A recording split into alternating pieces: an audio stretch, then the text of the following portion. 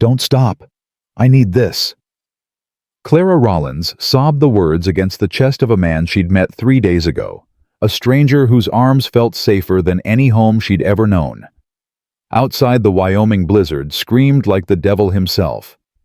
Inside Eli Carver's candlelit cabin, two shattered souls clung to each other, not from desire, but from desperation.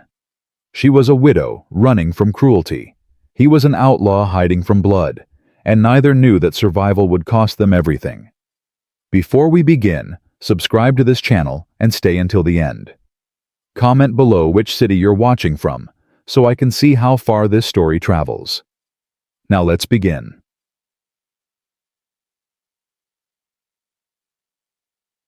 The shovel hit frozen ground with a sound like bone breaking. Clara Rollins drove it down again. Her breath came in white clouds that vanished before they could rise. The Wyoming earth didn't want to open, it never did in February, when winter locked the world in iron.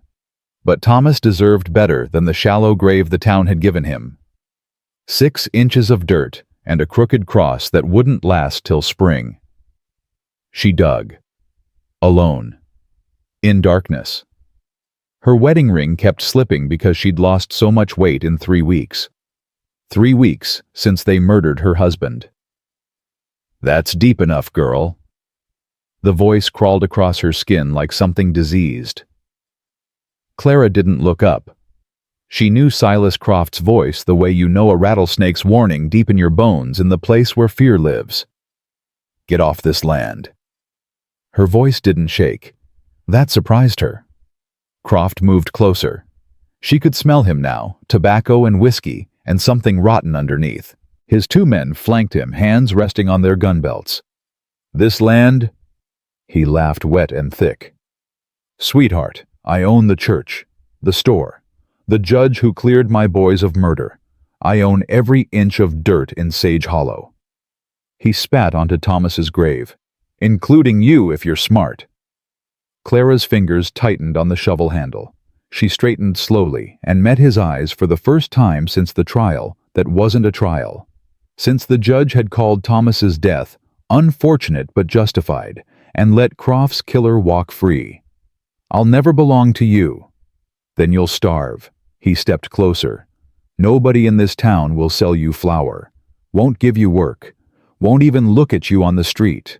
You got no family, no money, no friends." His smile showed tobacco-stained teeth. "You're just a dead man's widow, and this town's got no use for that." He was right. She'd learned that this morning at the mercantile when the owner turned his back. At the seamstress shop, where the woman she'd known since childhood pulled the curtains. At the boarding house where Mrs. Chen, who'd taken tea in Clara's kitchen a month ago, locked the door in her face. The whole town had made its choice. "So here's your future, Clara." Croft's voice dropped lower. "You come work my ranch, cook for my men, clean, keep them comfortable when they get lonely." He touched her cheek with one thick finger. "Do that and you won't freeze. Refuse, and I'll watch you starve in the street. Either way, you're mine." Clara looked at the grave, at Thomas's name carved into wood. She thought about the homestead they'd been building, the children they'd wanted, the future Croft had stolen with a bullet and a bought judge. "I'd rather die." The smile vanished from Croft's face. "That can be arranged." His man's hand moved toward his gun. Clara's heart slammed her ribs, but she didn't move. If they killed her here beside Thomas, maybe that was mercy. Maybe that was better than what Croft really wanted. "Boss?" The second man pointed toward the road. "Pastor's coming." Croft swore. He leaned close, so close she could feel his breath. 3 days to change your mind. After that, I stopped being nice." His fingers traced her jawline. Such a waste of pretty. Then he was gone. Boots crunching through snow, leaving her alone with the dead. She finished burying Thomas as the lanterns approached, packed the earth hard, said no prayers. God had stopped listening the day good men started dying while monsters prospered. By the time Pastor Michaels reached the churchyard, she was walking away. The cabin felt like a tomb when she pushed the door open. Cold, dark, empty. She should light a fire, should eat, should sleep. Instead, she started packing. It took less than an hour to gather what mattered. A change of clothes. Thomas's hunting knife, the one his father had carried in the war. Their wedding photograph. His rifle and the 15 bullets she had left. She wrapped everything in canvas, tied it to their mare's saddle, and led the horse into the snow. Mrs. Rollins, Pastor Michaels, stood in the church doorway, lamp in hand. "Where are you headed?" "Away." "It's not safe. The passes are snowed in. There's wolves. The temperatures—" "I know." "Clara." He stepped closer, lowering his voice. "I know what Croft wants, but running into the wilderness in winter isn't the answer. Stay. Let me help. Let the church—" The church. The laugh that came out of her hurt. "The church stood silent while they murdered my husband. The church took Croft's money for that new roof and forgot the difference between right and wrong." She swung into the saddle. "Don't talk to me about the church, Pastor. It died the same day Thomas did." "You'll die out there." Clara looked at him, this good man who hadn't been good enough when it counted. "I'm already dead. I'm just choosing where to fall." She rode north, toward the mountains, toward country where Croft's cruelty couldn't reach. The snow started before she'd gone a mile. By the time she reached the foothills, the world had disappeared into white. The mare lasted 4 hours. Clara felt the horse stumble, felt the animal's legs give out. She threw herself from the saddle before the mare went down, landing hard in a drift that swallowed her to the waist. The horse tried to rise, failed, tried again. Her breathing came in harsh, panicked gasps. Clara crawled to the mare's head, put her hand on the animal's neck. "Easy, girl. Easy." But there was nothing easy about this. The horse's eyes rolled white with terror. Her legs thrashed weakly. She'd run too hard, too long, through cold, too deep. Clara pulled Thomas's knife from her belt. Her hands shook. Not from cold, from what she was about to do. She remembered Thomas teaching her about mercy kills, about making it quick, about the kindness in ending suffering before it became cruelty. "I'm sorry," she whispered. "I'm so sorry." The blade was sharp. Thomas had always kept it sharp. The mare's blood steamed in the frozen air, bright red against white snow. Clara wiped the knife clean with shaking hands, cut her supply pack free, stood. The rifle weighed 1,000 pounds across her back. The wind tore at her face like claws. She couldn't feel her feet anymore. But she walked, because stopping meant dying, and if she was dying anyway, it would be on her terms. Away from Croft, away from the town that chose cowardice, away from Thomas's blood soaking into ground while good people did nothing. She didn't know how long she walked. Minutes became hours, became nothing. The world was white and cold, and the fire in her lungs. She fell, got up, fell again, got up again, fell a third time, and couldn't remember why standing mattered. This was it. This was where Clara Rollins ended. Frozen, buried, forgotten. At least Croft wouldn't get what he wanted. At least she'd die free. She closed her eyes. Somewhere far away she heard a voice. "Jesus Christ!" Strong hands gripped her arms, lifted. She tried to fight, but her body wouldn't obey. The world tilted sideways. She felt movement, heard breathing that wasn't hers, smelled wood smoke and leather and pine. Then darkness took her under. Cold. That was the first thing Clara knew when consciousness came back. Cold so deep it burned. Then pain. Her fingers, her toes, her face, everything hurt. She tried to open her eyes. Couldn't. Tried to move. Couldn't. Panic surged through her. Was she buried? Was she dead? Was this hell? "Don't fight it." A rough voice. Male. Close. "You're safe." Safe. The word didn't make sense. Nothing was safe. Nothing had been safe since Thomas died. She felt something warm pressed to her lips. Liquid. She drank without thinking, and heat flooded her throat. That's it. Slow. More liquid. More heat. Her body started to wake up inch by painful inch. Feeling crept back into her fingers, her toes, her face. God, it hurt. She managed to open her eyes. Firelight, log walls, a rough timbered ceiling. She was inside somewhere, lying on something soft, covered in furs. A man knelt beside her holding a tin cup to her lips. Clara's breath caught.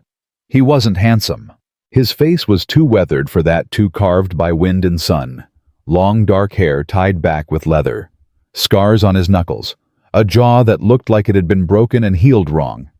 But his eyes, pale blue, almost gray, like winter ice. They looked at her with an intensity that made her want to pull the furs up to her chin. Where? Her voice came out as a croak. Where am I? My cabin. He pulled the cup back. Drink more. She drank. The liquid was bitter but hot willow bark tea, she realized. For pain. Her mother had made it when Clara was small. Who are you? She managed. Eli. Just Eli. Just Eli. He stood, moved away, giving her space. Clara tried to sit up and gasped as her muscles screamed. Her whole body felt like one massive bruise. Don't move yet. Eli was at a rough wooden table now, his back to her. You've got frostbite. Mild, but you'll hurt for a few days. Clara looked down at herself. She was wearing a man's wool shirt that hung past her knees. Her own clothes were gone. Her heart started to pound. Where are my clothes? Drying by the fire. He pointed without turning around. They were soaked through. You'd have died if I'd left them on you. She could see them now, her dress, her underclothes hanging from a line strung near the hearth.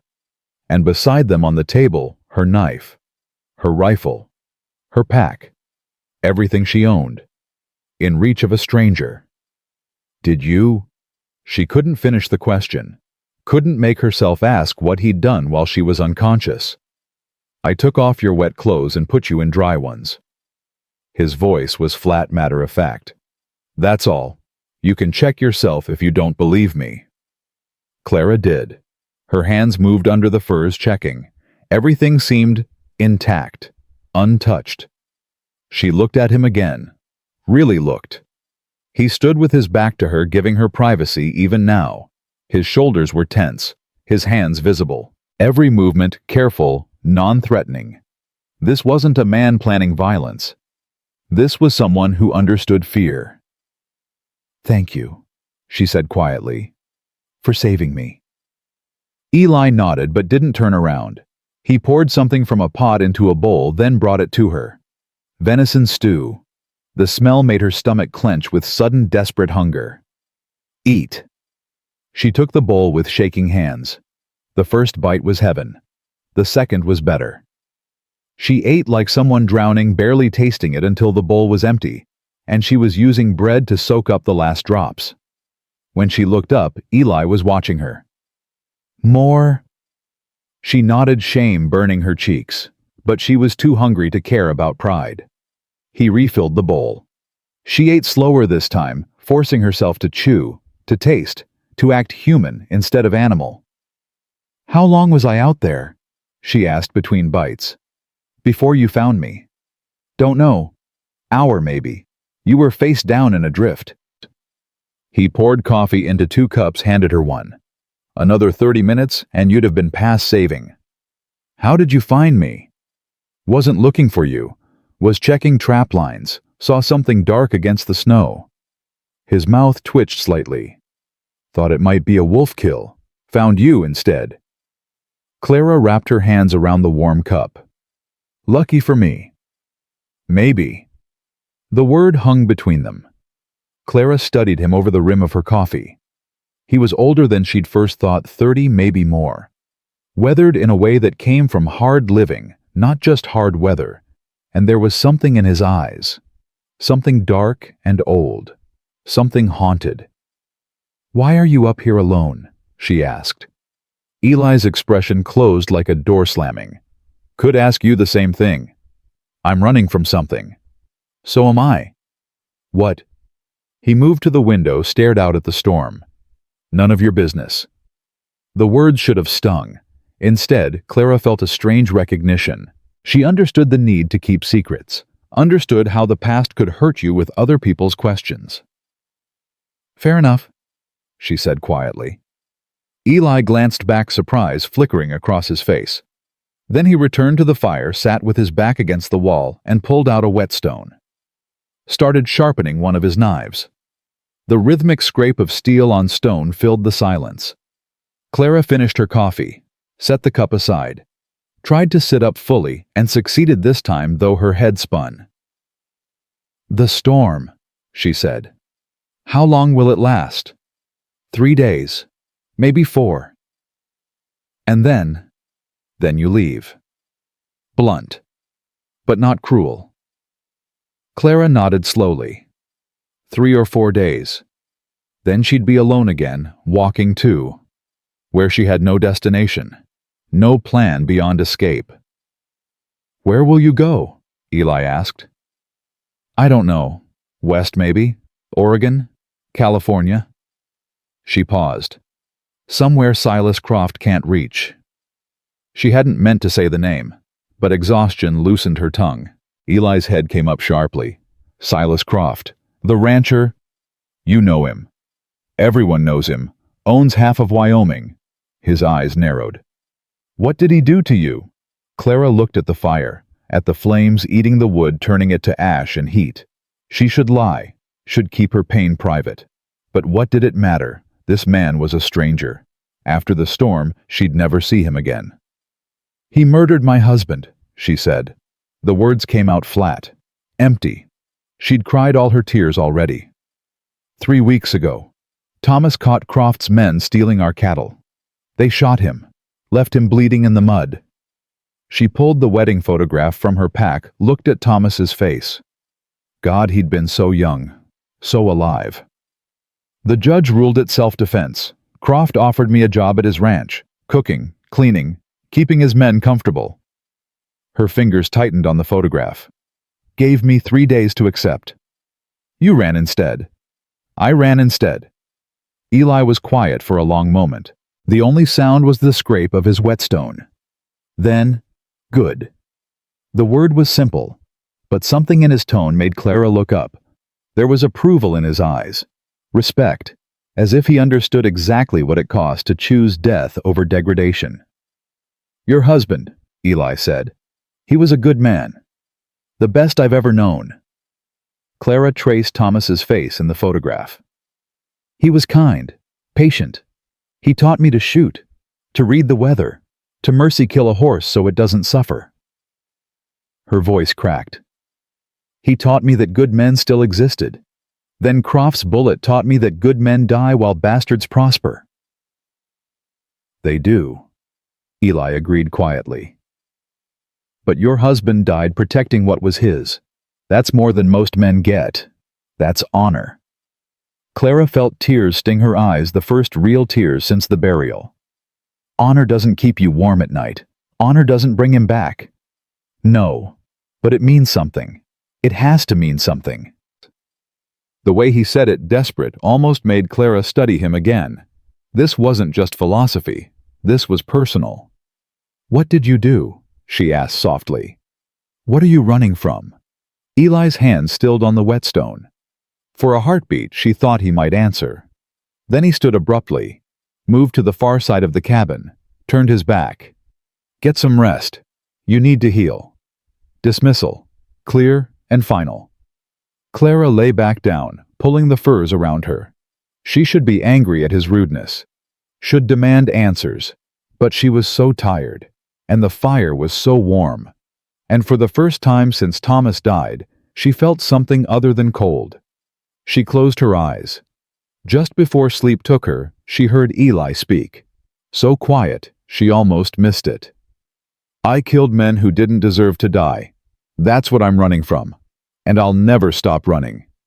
Then silence, and the howl of wind. and two broken people in the dark, each carrying ghosts the other couldn't see.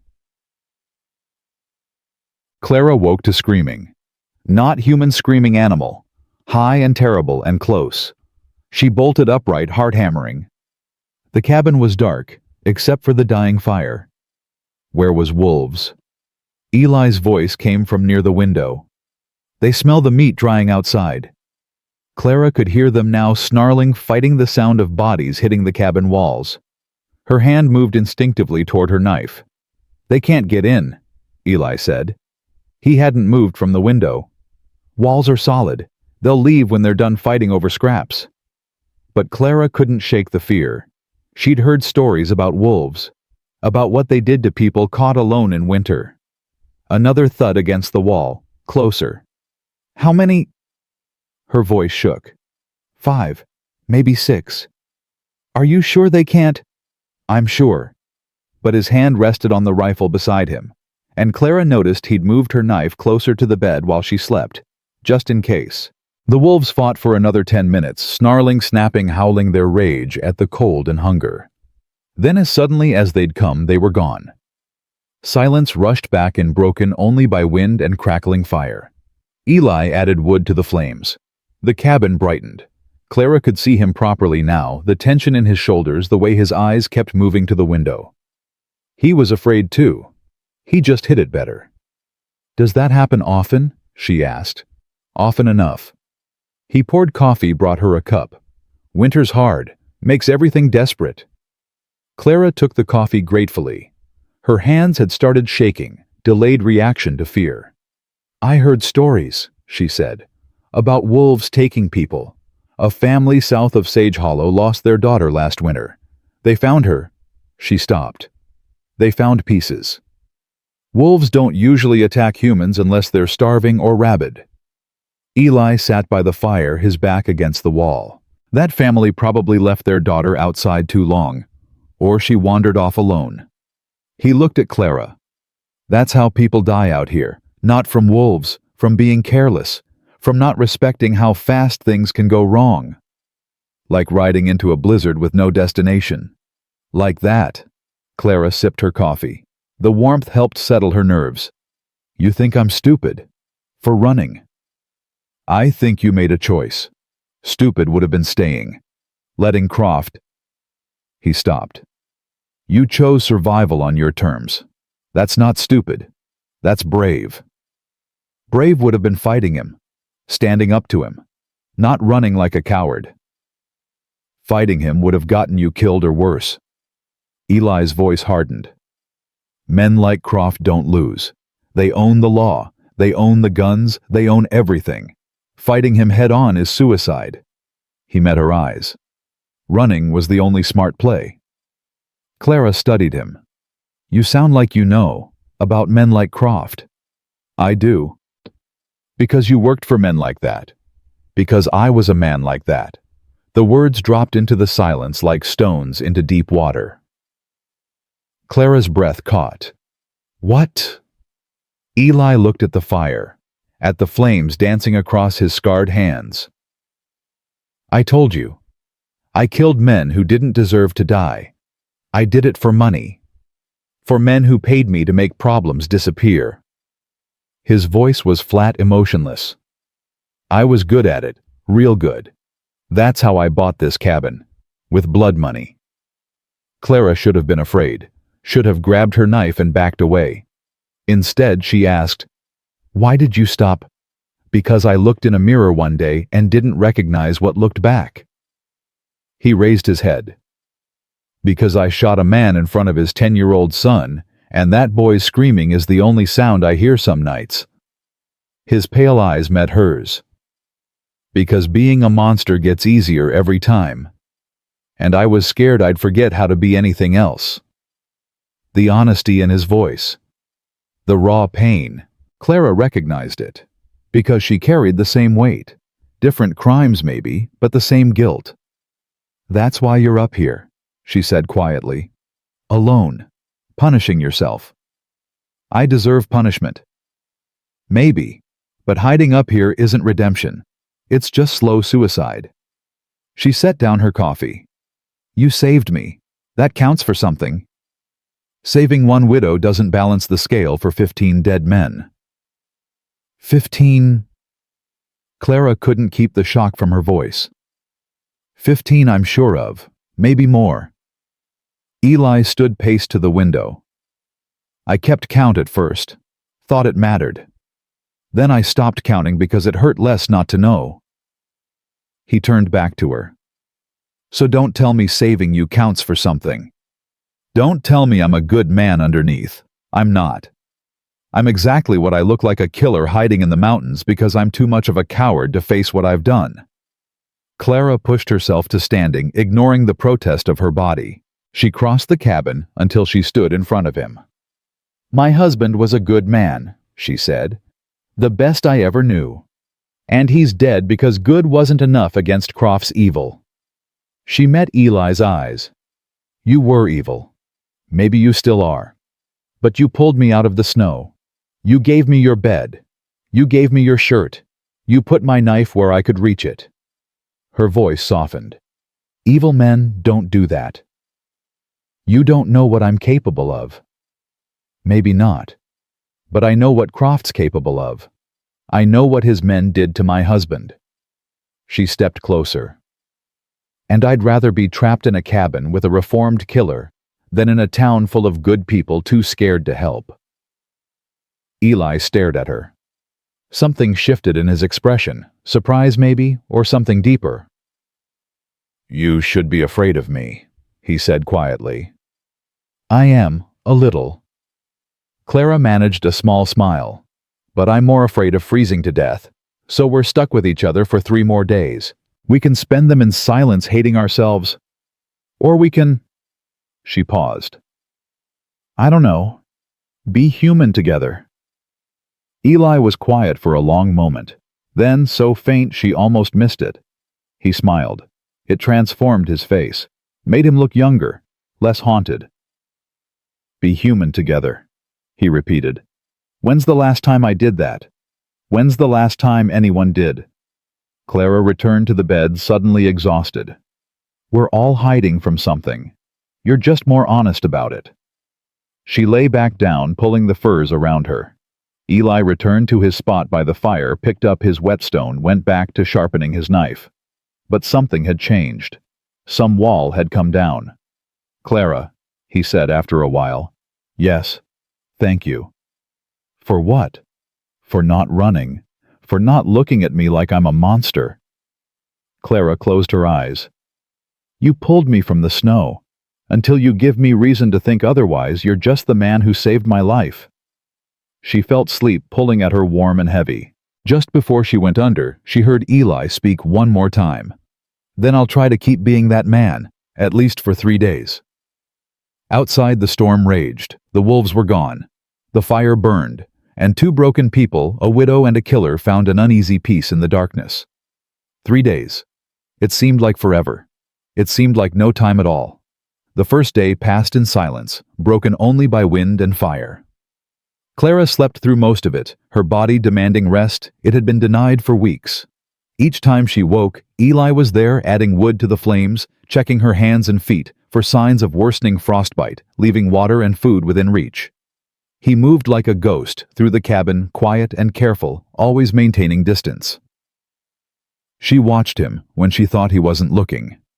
Watched the way his hands moved over his work skinning rabbits he'd trapped before the storm, mending a torn coat with neat practiced stitches, cleaning his guns with methodical precision. Everything he did spoke of discipline, control, a man who'd learned to survive by mastering every small detail.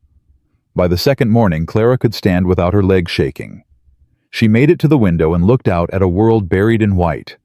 Snow had drifted against the cabin walls, nearly reaching the bottom of the window frame. The wind had died down, but the sky hung low and gray, promising more to come. How deep is it? She asked. Eli glanced up from the rabbit he was preparing. 4 feet in places, 5 where it's drifted. Can we get out? Door opens inward. We can get out. He set down his knife. Question is, why would we? Nothing out there but cold and more snow. Clara pressed her hand against the glass. It was ice cold, even through the cabin's warmth. I've never been snowed in before. Thomas and we had a small house, but we could always get to town if we needed.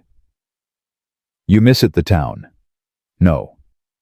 The answer came quickly. I miss what I thought it was. Turned out I didn't know those people at all. Eli returned to his work. People show you who they really are when there's a cost to being decent. Most of them can't pay it. Is that what you learned killing for men like Croft? That's what I learned being alive. He split the rabbit carcass with one clean motion. Good people exist. I've met a few, but most folks are just trying to survive.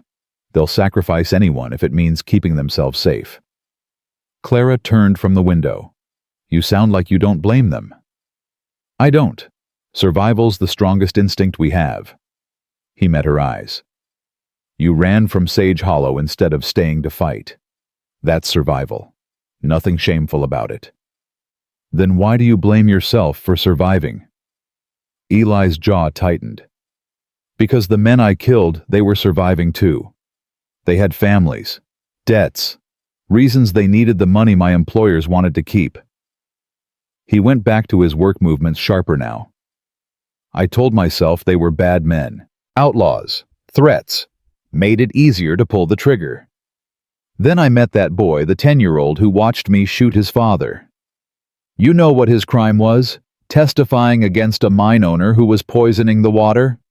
That's it, speaking truth. Clara moved closer. That's why you stopped. That's why I ran. Stopping would have meant facing it. I just hid. He stood, abruptly, carried the prepared meat to the cold box by the door. When he turned back, his expression had shuddered again. You should eat something. Build your strength. He was done talking. Clara recognized the dismissal. She'd used the same tactics herself these past weeks. Change the subject. Build a wall. Don't let anyone see the wound. She ate the food he prepared. Drank the bitter willow bark tea. Moved slowly around the cabin, testing her healing body. The frostbite was mild, like he'd said her fingers and toes ached, but there was no blackening, no signs of permanent damage. She'd been lucky. If Eli had found her 30 minutes later, she didn't let herself finish that thought. By afternoon, restlessness drove her to the small bookshelf tucked in the corner. 3 books, a Bible with a cracked spine, a farmer's almanac from 1872, and a leather-bound journal thick with pages. Can I read? She asked. Eli looked up from the trap he was repairing. The Bible and almanac, yes, not the journal. Something in his tone made her look at the journal more closely. The leather was worn smooth from handling, the pages warped like they'd gotten wet and dried. She could see writing through the edges, not printed text, but handwriting in dark ink. What's in it? Nothing that concerns you. Is it yours? Leave it alone, Clara. The sharpness in his voice surprised her. She stepped back from the shelf, hands raised. I'm sorry. I didn't mean. I know. He set down the trap, ran a hand through his hair. I'm sorry. I shouldn't have snapped. Just that journal's private. Everything else in this cabin you're welcome to, but not that. Clara nodded slowly, but curiosity burned in her chest now. What did that journal contain that made a man who'd confessed to 15 murders suddenly defensive? She spent the rest of the afternoon with the almanac, reading about weather patterns and planting cycles for crops she'd never grow. Anything to pass the time. Anything to stop thinking about Thomas, about Croft, about the future, waiting for her on the other side of this storm. That night, Eli cooked venison steaks over the fire. The smell made Clara's mouth water. They ate in silence, sitting on opposite sides of the cabin like strangers forced together by circumstance. Which was exactly what they were. Tell me about your husband, Eli said suddenly. Clara looked up surprised. Why? Because you've heard my sins. Seems fair I should hear your happiness. The words were awkward, but genuine. Clara set down her plate, trying to find where to begin. Thomas was... She paused. He was ordinary. That's what I loved about him. He wasn't a hero or a gunfighter or anything dramatic. He was just a man who wanted a simple life. She smiled, remembering. He sang off key. He couldn't dance without stepping on my feet. He snored loud enough to wake the dead. Sounds annoying. It was. It was wonderful. Her smile faded. He made me laugh. Every single day he found a way to make me laugh. Even when the crops failed, or the money ran short, or things looked impossible, he'd say something ridiculous, and I'd forget to be scared. Eli was quiet, watching her with those pale eyes. The night before he died. Clara continued, her voice dropping. We sat on our porch and watched the sunset. He held my hand and said, "This is all I ever wanted, Clara. You and me and this land. Nothing fancy. Just this." She felt tears sting her eyes. 24 hours later, he was bleeding to death in the mud because Croft's men wanted our cattle. How many cattle? 12. We had 12 head of cattle. Clara laughed bitterly. Thomas died for 12 cattle worth maybe $60 total. That's what his life was worth to Silas Croft. $60, and the satisfaction of taking what wasn't his. Eli stood, paced to the window, stared out at the darkness. After this storm passes and you leave, what will you do? I don't know. Go west, like I said. Find work somewhere. Start over. She wiped her eyes roughly.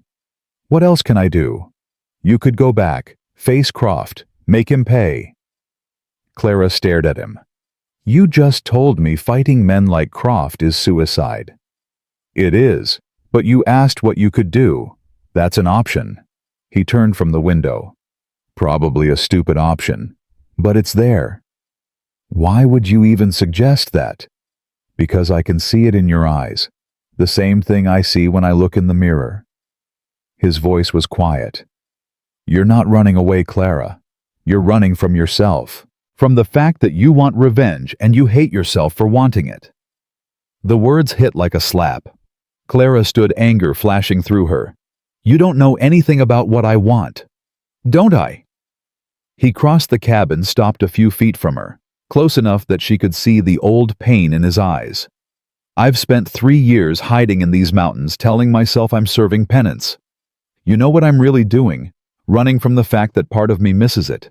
The power, the fear in men's eyes, the simplicity of solving problems with violence. His hands clenched. I hate that part of myself. But it's there, and every day I stay up here alone, I'm running from it. Clara's anger drained away, because he was right. God help her, he was right. I want Croft dead, she whispered. I lie awake at night imagining it, imagining him begging, imagining him bleeding, imagining his face when he realizes he's dying. Her voice broke. What kind of person does that make me? Human. It makes you human. Eli stepped back, giving her space. Wanting revenge doesn't make you evil. Acting on it might, but wanting it, that's just grief with nowhere to go. Clara sank back onto the bed, exhausted. Thomas wouldn't want this. He'd want me to let it go, to move on, to be better than Croft. Thomas is dead. You're not. Eli returned to the fire. What he'd want doesn't matter anymore. Only what you can live with. The brutal honesty should have hurt. Instead, it felt like permission. Permission to feel her rage. Permission to stop pretending forgiveness was possible. They didn't speak again that night. But something had shifted between them. Some understanding reached. 2 people running from themselves had found someone who understood the race. The third day dawned with silence outside. The wind had finally stopped. Clara woke to bright light streaming through the window and Eli's voice cutting through her sleep. Storm's breaking. We need to check the supplies. She pushed herself up, groggy. What supplies? Firewood? Water? Food?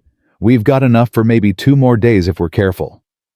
He was already dressed, pulling on a heavy coat. I need to dig out the woodshed and check the meat cache. You should stay inside where it's warm. I can help. You can barely walk without limping. I'm stronger than I look. Eli studied her for a moment, then tossed her his spare coat. "Don't overdo it. Frostbite can come back if you're not careful." The cold hit like a physical blow when they opened the door. Clara gasped, her lungs seizing. The world outside was blinding white, the sun reflecting off snow with painful intensity. Drifts had buried half the cabin. The trees hung heavy with ice. It was beautiful. It was deadly. Eli moved through the snow with practiced efficiency, showing her how to step in his footprints to save energy. They reached the woodshed, a small structure built against a rock face 20 yards from the cabin. Snow had drifted against the door, sealing it shut. "We dig," Eli said simply. They dug side by side using flat pieces of wood as shovels. Clara's hands burned inside her gloves. Her breath came in harsh gasps. But she kept working, grateful for something to do besides think. "Why did you build up here?" she asked after a while. "So far from everything." That was the point. Far from everything. Eli threw another load of snow aside. "Bought this land from a trapper who wanted to move closer to civilization. He thought I was crazy." "Maybe you were." "Probably." He glanced at her. "Why do you think crazy people do crazy things? Because normal doesn't work for them anymore." "Exactly." They cleared the door and pried it open. Inside, stacked wood filled the small space, enough for another week, maybe two if they were careful. "Not bad," Eli said, "but we'll need more before real winter hits." "This isn't real winter. This is November.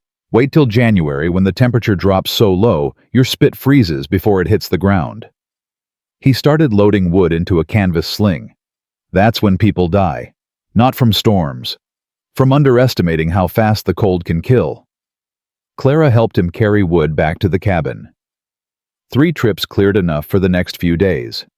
By the time they finished, her clothes were soaked with sweat despite the cold. Her legs shook with exhaustion. Inside, Eli built up the fire while Clara changed into dry clothes. Her body was one massive ache. She'd pushed too hard too fast, but it felt good to be useful, to be doing something instead of just surviving.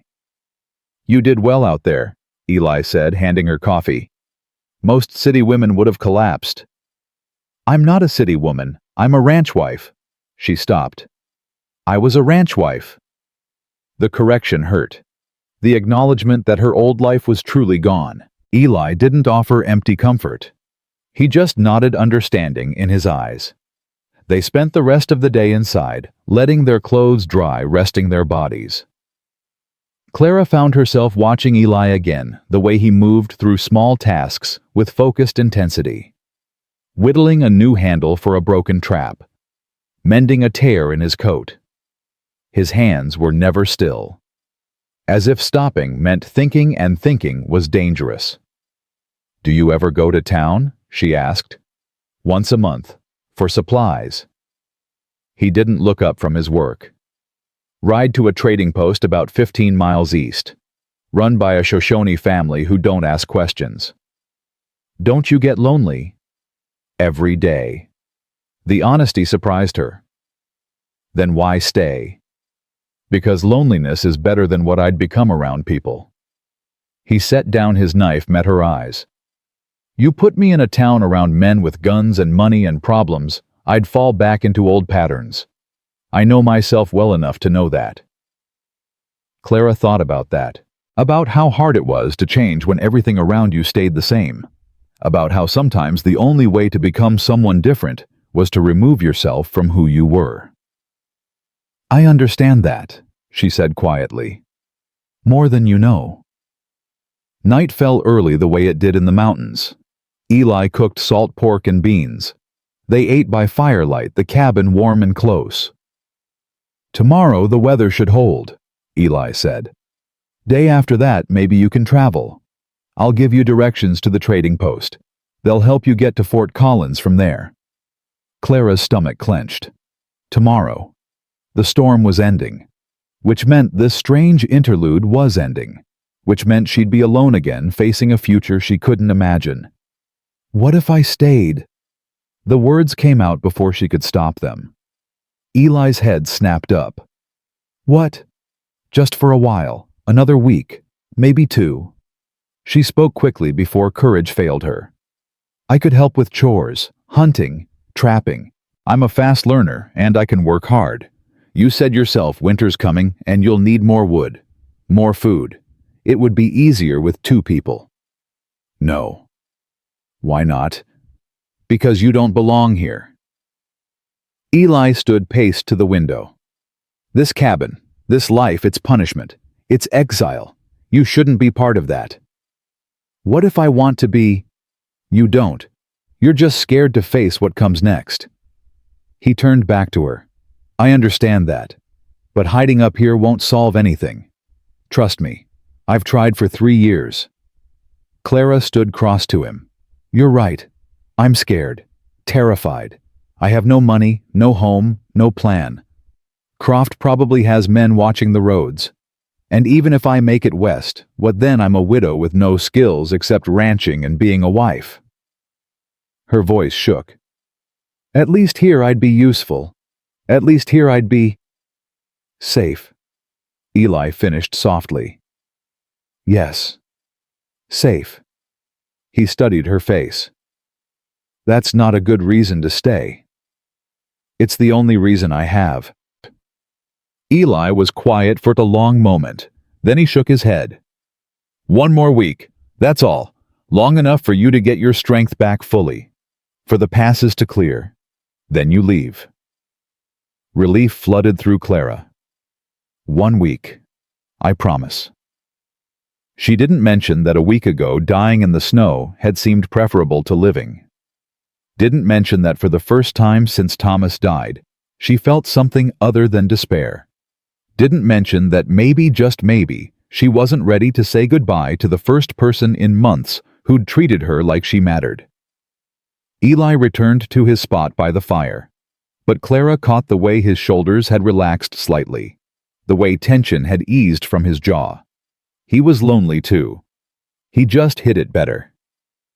That night, Clara lay awake listening to the cabin settle, listening to Eli's breathing across the room, listening to the silence of the mountains. Outside, the storm had passed, but inside, something new was beginning, something neither of them knew how to name. The 4th day brought clear skies and bitter cold. Eli announced they needed fresh meat, that his caches were running low. Clara insisted on coming with him despite his protests. You'll slow me down, he said flatly. Then I'll learn to keep up. She pulled on his spare coat, checked Thomas's rifle. You said yourself winter's coming. You need to teach me to survive out here. I never agreed to teach you anything. 1 week, Eli. That's what you gave me. Let me learn something useful in that time, please. He studied her, then sighed. Fine. But you do exactly what I say. No arguments. 1 mistake out there and we both die. Understood. Understood. They set out into a world transformed by cold. The temperature had dropped so low that Clara's breath froze instantly. Her eyelashes crusted with ice. The snow crunched under their feet with a sound like breaking glass. Eli moved through the landscape like he was part of it, reading tracks, testing the wind, moving with absolute silence. Clara tried to follow his example, to step where he stepped, to breathe quietly. There. He pointed to tracks in the snow. Deer, buck, judging by the size. Came through maybe an hour ago. Clara couldn't see how he knew any of that. The tracks looked like random impressions to her. But she nodded and followed as he set off through the trees. They tracked for an hour in silence. Clara's legs burned. Her lungs ached from the cold air. But she didn't complain. She'd asked for this. She'd prove she could handle it. Eli stopped suddenly, raising his fist. Clara froze. He pointed ahead where a 6-point buck stood in a clearing, pawing at the snow to reach the grass beneath. Eli looked at her, then gestured to her rifle. Clara's heart hammered. She raised the weapon slowly, the way Thomas had taught her, found the buck in her sights. Her finger found the trigger. Then she froze. The buck's head came up. It looked right at her, dark eyes full of life and warmth. Its breath steamed in the cold air, its muscles bunched ready to run. "Shoot," Eli whispered. Clara couldn't. Her finger wouldn't move. The buck was beautiful, alive, innocent. "Clara, shoot." The moment stretched. The buck sensed danger, started to turn. Then Eli's rifle cracked. The buck dropped instantly dead before it hit the ground. Clara lowered her weapon, shame burning her face. Eli moved forward without a word, knelt by the kill began, field dressing the animal with quick, efficient movements. "I'm sorry," Clara said. "I couldn't." "I know." Eli didn't look up. "First kill's always the hardest, even when you're starving." "You must think I'm useless." "I think you're human." He glanced at her. "I've known men who could shoot a person without blinking but couldn't kill a deer. Killing's strange that way. Different for everyone." Clara knelt beside him, watching his hands work. "Teach me how you're doing this." So he did. Showed her how to open the carcass without puncturing the organs. How to separate the meat from the hide. How to work quickly before the cold made everything harder. His hands were steady, gentle, even turning death into sustenance. "My father taught me," he said. Before everything. He was a good man. Hunter, trapper. He'd be ashamed of what I became." "Would he be ashamed of what you are now?" Eli paused, considering. "No. He'd probably think this was fitting. Living alone, surviving by hunting. It's what he did before he married my mother. He went back to his work. He died when I was 19. Never saw me become a killer. That's the only mercy." They worked together in silence, Clara learning by watching, by doing. By the time they finished, her hands were bloody and cold, and she understood something new about survival, about the cost of living, about the thin line between life and death. They carried the meat back in pieces, making 2 trips. Clara's body screamed with exhaustion, but she didn't stop. She'd asked for this. She'd see it through. Back at the cabin, Eli showed her how to smoke the meat, how to store it so it would last through the winter. The work was hard, but satisfying. Physical labor that left no room for thinking. That night they ate fresh venison, and Clara felt she'd earned it. "You did well today," Eli said. "Better than expected." "I couldn't shoot." "But you kept up. You learned. You didn't complain." He poked at the fire. "That's more important than shooting. Anyone can learn to kill. Not everyone can learn to survive." Clara felt unexpected pride at his words. When had someone's approval last mattered to her? "Teach me more?" she said. "Tomorrow. Whatever you think I should know." Eli looked at her, something unreadable in his eyes. Then he nodded.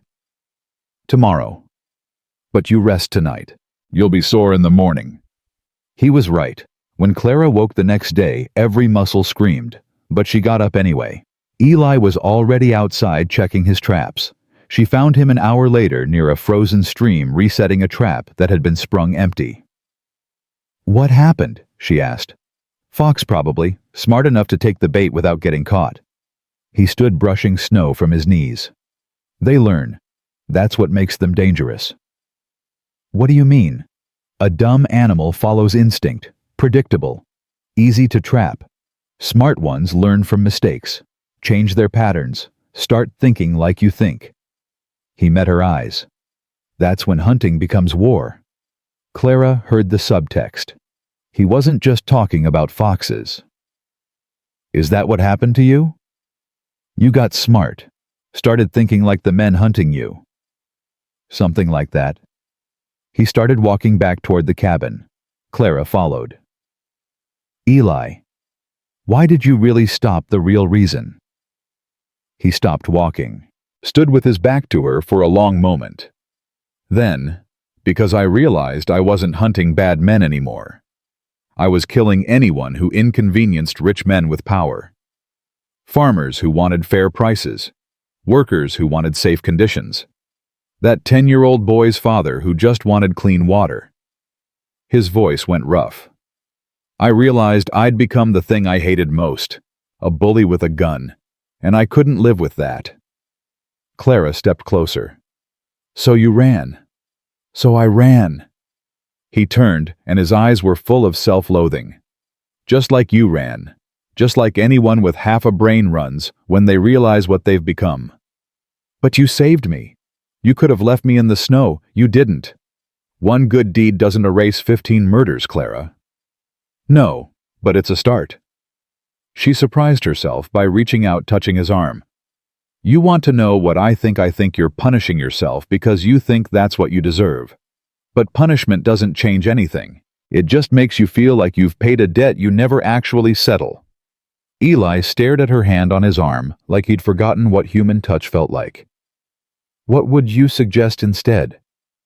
His voice was barely a whisper. I don't know. But hiding up here alone isn't living. It's just dying slowly. She pulled her hand back. Thomas used to say that every sunrise is a chance to start over, to be better than you were yesterday. I didn't believe him after he died, but maybe he was right. Eli's expression shifted. Something in his eyes that looked almost like hope. Then he shut it down, stepped back, built the wall again. We should get back. Temperatures dropping. But something had changed. Clara felt it in the air between them, some barrier beginning to crack. That night they talked longer than usual, about nothing important. The best way to cook beans, whether coffee should be strong or weak. Stories from childhoods that felt like they'd happened to different people. For the first time in 3 years, Eli laughed. A real laugh surprised out of him by one of Clara's stories about Thomas trying to milk a cow and getting kicked into the mud. For the first time in months, Clara forgot to feel guilty for being happy. Two broken people learning to be human together, just like she'd suggested. The week they'd agreed on was nearly over. Neither of them mentioned it. On the 8th morning, Clara woke to find Eli standing at the window, that leather journal open in his hands. She'd never seen him touch it before. He always kept it on the shelf, untouched, forbidden. But now he stood with his back to her, reading something that made his shoulders tense. Clara sat up slowly, not wanting to startle him. Eli. He didn't turn around. Just kept staring at whatever was written on those pages. Your week's up, he said quietly. Passes should be clear enough to travel. Weather's holding. Clara's stomach dropped. She'd known this was coming, had known from the start that this was temporary. But hearing him say it felt like losing something she hadn't realized she'd found. I know. I'll pack you supplies. Draw you a map to the trading post. You should reach it by nightfall if you leave at first light. His voice was flat, emotionless. The same voice he'd used that first day when she was just a problem to be solved. What if I don't want to leave? Eli's hands tightened on the journal. We had an agreement. Agreements can change. Not this one. He finally turned, and his eyes were hard, distant. You need to go, Clara. This was never permanent. You knew that. Why?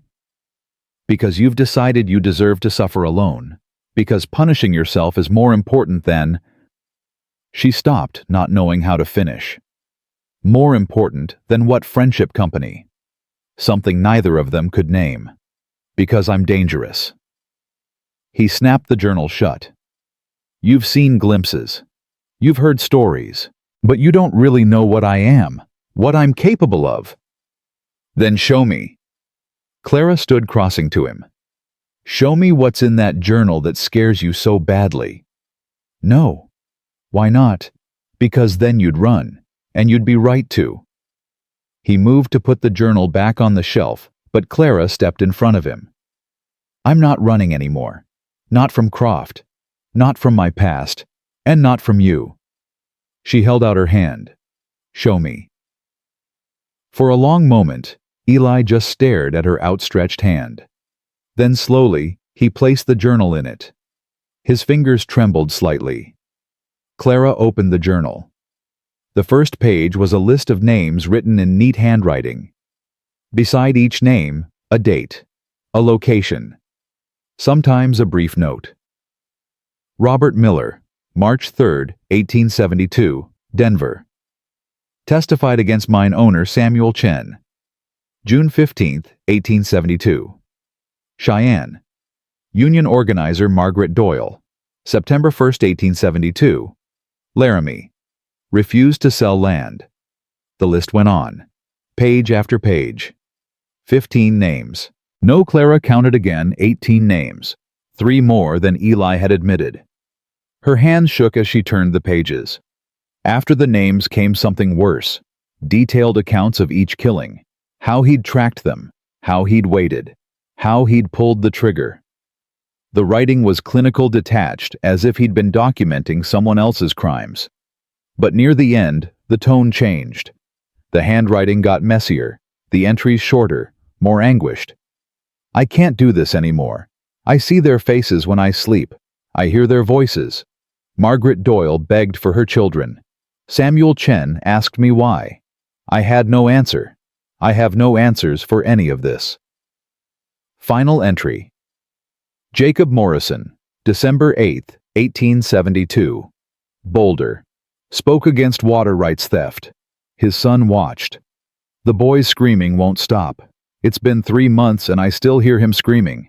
I'm done. I'm finished. I can't be this person anymore. If there's a God, I hope he kills me before I kill again. That was the last entry, nearly 3 years ago. Clara closed the journal slowly. Eli stood watching her, his face carved from stone, waiting for her to recoil, to call him a monster, to run. Why do you keep this? She asked quietly. So I don't forget. So I can't pretend it didn't happen. His voice was hollow. Every name in there, they haunt me. They should haunt me. Eli, you stopped. Stopping doesn't bring them back. No, but it means something. Clara set the journal down carefully. You could have kept killing. You were good at it. You were making money. But you stopped because you couldn't live with yourself. That's not nothing. It's not enough. Maybe not. But it's more than most men would do. She stepped closer. Silas Croft has killed more men than you. So have his hired guns. The difference is they sleep fine at night. They don't keep journals. They don't torture themselves with guilt. Her voice softened. You're not a monster, Eli. Monsters don't hate what they are. Eli looked at her like he wanted desperately to believe her, like some part of him was drowning and she'd just thrown him a rope. I don't deserve your forgiveness, he whispered. Good thing I'm not offering it. I'm offering... Clara paused, searching for the right words. I'm offering to stop pretending we're not both broken, to stop acting like hiding from our pasts is the same as healing from them. What are you saying? I'm saying I don't want to leave. I'm saying I'm tired of running. I'm saying maybe 2 broken people could do more together than alone. The words hung between them. Heavy, dangerous, full of implications neither of them were ready to examine. Eli's expression shifted through a dozen emotions: hope, fear, longing, terror. Then he shook his head. You don't know what you're asking. Living up here, it's hard, lonely, dangerous. Winter will get worse. Food will get scarce. You'll regret it. Let me decide what I'll regret. Clara held his gaze. 1 month. Give me 1 month. If I can't handle it, I'll leave. If I'm more trouble than I'm worth, you can kick me out. But give me a chance to prove I can do this. Why do you want to stay? Because for the first time since Thomas died, I feel like I have a purpose. Because you need help and I need somewhere to belong. Because... She stopped, unable to say the rest. Because you see me as Clara, not as a widow or a victim. Because you make me feel human again. Eli was quiet for so long she thought he'd say no. Then, 1 month. But you earn your keep, no special treatment. You work as hard as I do, or you leave." "Understood." Relief flooded through her. "Understood." He nodded curtly, then moved to the door, pulling on his coat. "We need more firewood. Storm's coming." Clara grabbed her coat and followed him outside. The sky was clear, the sun bright. "How do you know there's a storm coming?" "Birds are quiet. Air pressure changed. My bad knee's aching." He glanced at her. "You learn to read the signs when your life depends on it." They worked in silence, cutting and hauling wood from fallen trees. Clara's muscles screamed, but she didn't complain. She'd asked for this. She'd prove she could handle it. By midday, they'd stacked enough wood to last a week. Eli taught her to recognize deadfall that would burn clean versus green wood that would smoke. Showed her how to split logs efficiently. Corrected her grip on the axe without making her feel stupid. "You're getting better," he said as they hauled the last load. "Stronger." "I had a good teacher." Something that might have been a smile crossed his face. Then it was gone. That afternoon, while Eli checked his trap lines, Clara found herself alone in the cabin. She made stew from the smoked venison, using herbs she'd found in his meager supplies. She mended the tear in her dress. She organized his scattered tools, creating some semblance of order in the chaotic cabin. She was sweeping the floor when she heard horses. Her heart stopped. She grabbed the rifle, moved to the window, peered out. 3 men on horseback were approaching through the snow. Rough-looking men with guns on their hips and hard eyes. The kind of men who brought trouble wherever they went. The kind of men Silas Croft employed. Clara's hands shook on the rifle. Had Croft tracked her here? Had someone in Sage Hollow told him where she'd gone? She backed away from the window, trying to think. Eli wasn't here. She was alone. 3 men against 1 woman. The horses stopped outside. Clara heard boots crunching through snow. Voices. "Nobody here. Place looks abandoned." "Check inside anyway. Boss said she came this direction." They were looking for her. Clara's breath came fast and shallow. She had 15 bullets. She'd never shot a person before. Could she do it now? Could she kill to protect herself? The door handle rattled. Clara raised the rifle aimed at the door. Her finger found the trigger. The door burst open. The first man through stopped dead when he saw her. He was maybe 30 with a scar across his cheek and eyes like dirty ice. Well, well, found her boys. The other 2 crowded in behind him. Clara recognized one of them. He'd been at Thomas's shooting. He'd stood there and watched her husband bleed while laughing about it. Rage surged through her, hot and clarifying. "Get out!" Her voice was steady. The rifle was steady. She'd never felt more focused in her life. Scarface laughed. "Croft wants you back, Mrs. Rollins. Says your time's up. You can come easy or hard, don't matter to us." "I'm not going back." "That's the hard way then." He started forward. Clara fired. The bullet took him in the shoulder, spinning him around. He screamed and went down. The other 2 froze, staring at her in shock. "Next one goes through someone's heart," Clara said. Her hands didn't shake. The rifle didn't waver. She'd crossed some line inside herself, and there was no going back. "Get out. Take him with you. Tell Croft if he sends anyone else, I'll kill them. Tell him I'm done running." The man who'd watched Thomas die reached for his gun. "Don't." Eli's voice came from the doorway, cold and flat. He stood behind the 2 men, his rifle aimed at their backs. Blood spattered his coat from the deer he'd been dressing, Clara realized. "Drop your guns, now." They dropped them. "Turn around, slow." They turned. Clara saw the exact moment they recognized Eli. Saw fear replace arrogance in their eyes. "Black Carver," one of them breathed. "Jesus Christ, you're Black Carver." Eli's expression didn't change. "Who sent you?" "Croft, Silas Croft. We're just doing a job. We didn't know she was with you. We didn't—" "Shut up." Eli moved into the cabin, his rifle never wavering. "Your friend's bleeding. Take him. Get on your horses. Ride back to Croft, and tell him Clara Rollins is under my protection now. Tell him if he sends anyone else, they won't ride back. They'll be buried in these mountains where nobody will ever find them." His voice dropped to something that made Clara's skin crawl. "Tell him Black Carver remembers how to kill, and I've got 15 years of practice." Scarface was moaning, clutching his shoulder. The other two grabbed him, hauled him up, dragged him toward the door. "One more thing," Eli said. They froze. "You've got 2 minutes to be out of my sight. After that I start shooting, and I don't miss." They ran. Literally ran through the snow, threw their wounded friend over his horse, and rode like hell was chasing them. Eli waited until they were out of sight. Then he lowered his rifle and turned to Clara. "Are you hurt?" She shook her head. She couldn't speak, couldn't process what had just happened. She'd shot a man.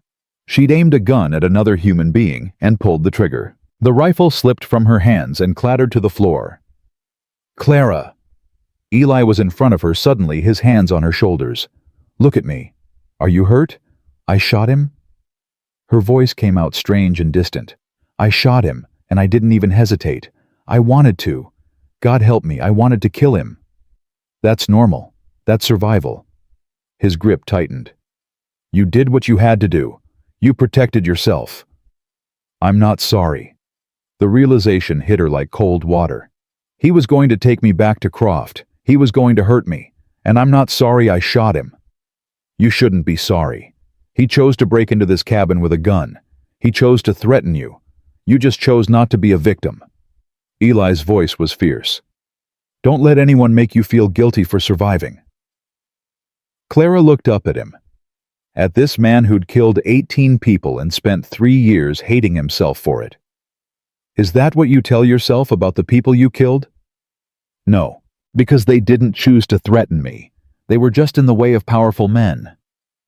His hands dropped from her shoulders. "There's a difference. You need to understand that." "What difference?" "You shot a man who came to kidnap you, who worked for a man who murdered your husband. That's justice. Maybe rough justice, but justice." His expression went cold. "I shot people who were fighting for fair wages, for clean water, for the right to live on their own land. That's not justice. That's murder." Clara understood then. Understood why he couldn't forgive himself. Why the journal existed. Why he'd run to these mountains. "They know where I am now," she said quietly. "Croft knows." "Yes." "He'll send more men." "Probably." "Then I've brought my trouble to your door." Clara felt despair wash over her. "I should leave.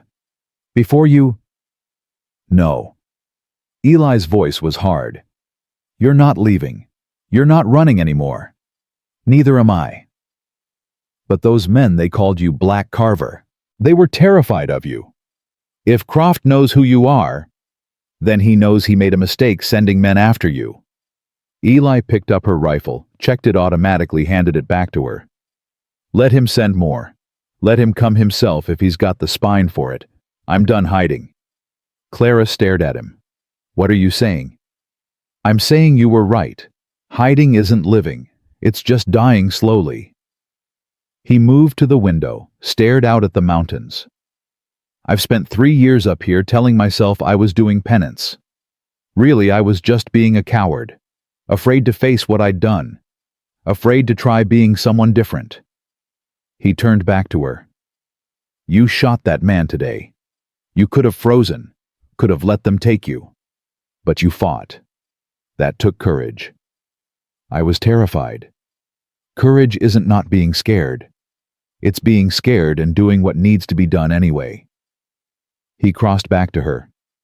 "I've been scared for 3 years. Scared of what I was, what I might become again. But maybe it's time to stop being scared." "What are you going to do?" "I don't know yet. But I know I'm not letting Croft hurt you. I'm not letting anyone hurt you." His jaw tightened. "That much I'm sure of." Clara felt something shift in her chest. Something warm and terrifying. Why would you risk everything for me?" Eli looked at her for a long moment. When he spoke, his voice was rough. Because you're the first person in 3 years who looked at me and saw something worth saving. Because you stayed when you could have run. Because... He stopped, seemed to struggle with something. Because you matter, Clara. You matter to me. The words hung between them, heavy with meaning. Neither of them knew how to unpack. Clara stepped closer. Close enough to see the flecks of gray in his pale blue eyes. Close enough to smell pine and leather and wood smoke. You matter to me too, she whispered. For one breathless moment, she thought he might kiss her. Saw the thought cross his face. Saw him lean slightly forward. Then he stepped back, breaking the spell. We need to prepare, he said, his voice carefully neutral. Croft will send more men. We need to be ready. Clara nodded, pushing down disappointment she had no right to feel. Thomas had been dead less than a month. She had no business thinking about another man. No business feeling what she was starting to feel. They spent the rest of the day fortifying the cabin. Eli showed her how to bar the door from inside, where to position herself for best shooting angles, how to reload quickly under pressure. He worked with grim efficiency, and Clara realized he'd done this before, had prepared for attacks, had survived them. That night they ate in tense silence. Every sound outside made them both reach for weapons. The easy companionship they'd been building had been shattered by violence, replaced by the cold reality of what they faced. They'll come at night, Eli said finally. That's what I'd do. Wait for darkness. Try to burn us out or starve us out. How long can we last? 2 weeks, maybe 3 if we ration carefully. But it won't come to that. Croft's got a ranch to run. He can't afford to have men sitting in the mountains for weeks. Eli poked at the fire. He'll either come himself with overwhelming force or he'll give up. Croft doesn't give up. Not when someone defies him. Then he'll come. And we'll be ready. Eli looked at her. You ever think about what happens after, if we survive this? No. I've learned not to think past tomorrow. Smart. He went back to staring at the fire. For what it's worth, I'm glad you stayed. Even if it brings trouble. So am I. They sat in silence for a while. Then Clara asked the question that had been burning in her mind since those men arrived. Black Carver. Why did they call you that? Eli's expression darkened. It was my name, when I worked. The name men knew to fear. Why black? Because I worked in darkness. Came at night. Left no witnesses. He said it without emotion, stating facts. The men who hired me thought it was clever. The men I hunted thought it was terrifying. Really, it was just practical. And you were good at it. I was the best. No pride in his voice. Just hollow acknowledgement. That's why they paid me so well. That's why I could afford to disappear when I finally stopped. Clara processed that. Those men today, they were truly afraid of you. Not just wary. Afraid. Good. Fear will make them think twice before coming back. He stood paced to the window. But it also means Croft knows what he's up against. He'll bring more men. Better men. Maybe hire someone like what I used to be. Could you beat someone like that? Like what you were? Eli turned to look at her. His eyes were cold, empty. Nothing like the man who'd laughed at her story about Thomas and the cow. Yes, he said simply. Because I know every trick, every strategy, every way a hired killer thinks, and I'm not afraid to die anymore. That makes me more dangerous than any of them. The coldness in his voice sent shivers down Clara's spine. This was Black Carver talking, the man from the journal, the killer who'd murdered 18 people. Don't look at me like that, Eli said quietly. Like you're seeing me for the first time. This is who I am. This is what I warned you about. I'm not afraid of you. Maybe you should be. Clara stood cross to him. The man I'm afraid of is Silas Croft, the man who murdered my husband. The man who sent killers to drag me back to a life of rape and servitude. She met his eyes. You saved my life. You've been nothing but kind to me. You've taught me to survive. So no, I'm not afraid of you. I'm grateful. Eli's expression cracked slightly. You shouldn't be grateful to a killer. You're not just a killer. You're a man who made terrible choices and stopped before they destroyed him completely. You're a man who's been punishing himself for 3 years because he couldn't live with what he'd done. She touched his arm gently. You're a man who matters. To me. This time when he looked at her, the coldness was gone, replaced by something raw and vulnerable. Clara, He stopped seeming to struggle for words. I don't know how to do this. How to be close to someone. It's been so long since He shook his head. I'm broken. I don't know how to fix that. Maybe we're both broken. Maybe that's okay. Clara's hand was still on his arm. She could feel his pulse under her fingers, quick and strong. Maybe broken people are the only ones who really understand each other. Eli covered her hand with his. His palm was rough, scarred, warm. I don't want to hurt you. I don't want to be another person in your life who causes pain. Then don't be.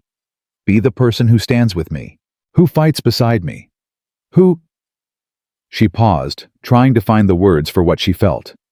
Who makes me feel less alone. I can do that, he whispered. I want to do that. They stood there in the firelight, hands touching something fragile and new growing between them. Not love, it was too soon for that, too complicated. But connection, understanding. The beginning of something neither of them knew how to name. Then Eli stepped back, breaking contact. You should sleep. Tomorrow we prepare more, build better defenses, set warning traps around the cabin. Clara nodded, recognizing the retreat for what it was. He was scared. So was she. What they were starting to feel was terrifying in its own way. More dangerous than Croft's men, because it made them vulnerable. She lay down in his bed. Her bed now, she supposed. Eli took his usual spot by the fire rifle across his lap, eyes on the door. Eli, she said into the darkness. Yes. Thank you. For protecting me. Always, he said quietly. For as long as you'll let me. Clara closed her eyes, those words warming her more than any fire could. Outside, the wind picked up.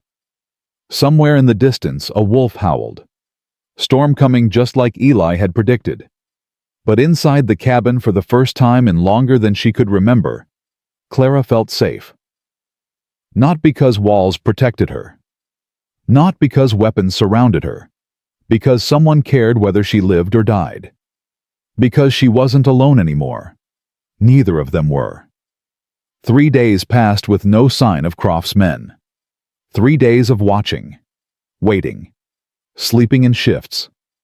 Every shadow became a threat. Every sound outside made them reach for weapons. The cabin that had felt like refuge now felt like a trap. On the 4th morning, Clara woke to find Eli gone. Panic surged through her. She grabbed her rifle, checked the cabin. His coat was missing, his rifle too. But there was no sign of struggle, no blood. He'd left voluntarily. A note lay on the table in his rough handwriting. Checking trap lines. Back by noon. Bar the door. Don't open for anyone but me. Clara exhaled slowly, forcing her heart to settle. He was fine. He was just working. She needed to stop jumping at shadows. She spent the morning cleaning weapons, checking ammunition, trying to keep busy. The cabin felt too quiet without Eli's presence. Too empty. When had she gotten so used to him being there? Noon came and went. No Eli. 1 o'clock. 2 o'clock. The sun began its descent toward the mountains. By 3 o'clock, Clara couldn't stay inside anymore. Something was wrong. She could feel it in her bones. She pulled on Eli's spare coat, loaded her rifle, and stepped outside. The cold hit hard, but she ignored it. followed the tracks Eli had left toward his trap lines. The snow made tracking easy, his footprints clear and deep. She found the first trap empty. The second had caught a rabbit. The third, Clara stopped dead. The trap had been sprung, but there was no animal. Instead, something dark stained the snow. She knelt, touched it with her glove. Blood. Fresh blood. Her heart hammered. She followed the blood trail with shaking hands. It led deeper into the trees, the drops getting bigger, more frequent. Then she heard voices. Told you Black Carver was finished. Look at him now. Caught like a damn rabbit. Clara dropped behind a fallen log, peering through the branches. 50 yards ahead, 4 men surrounded Eli. He was on his knees in the snow, hands bound behind his back.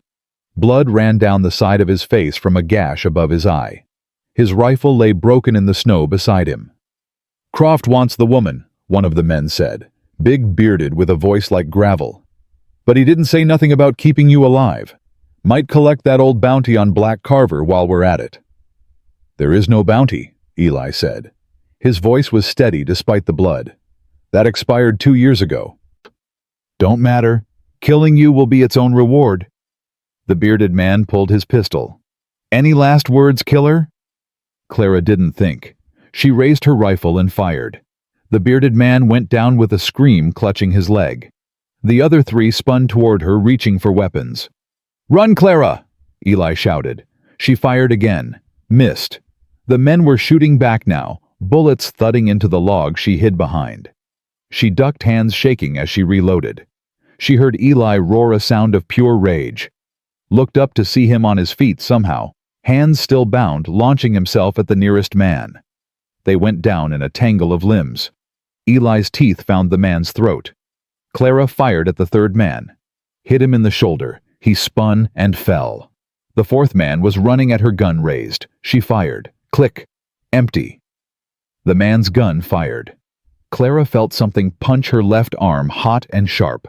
She fell backward, the rifle flying from her hands. The man stood over her, pistol aimed at her face. "Should have stayed in Sage Hollow, widow." A gunshot cracked. The man's head snapped back. He fell. Clara looked up. Eli stood 20 feet away, the dead man's pistol in his still-bound hands. Blood covered his face and coat. His eyes were wild, feral. He'd bitten through the man's throat. She could see the body behind him, neck torn open. "Clara!" Eli dropped the gun, stumbled toward her. "Are you hit?" "My arm." She looked down. Blood soaked her sleeve. The world tilted sideways.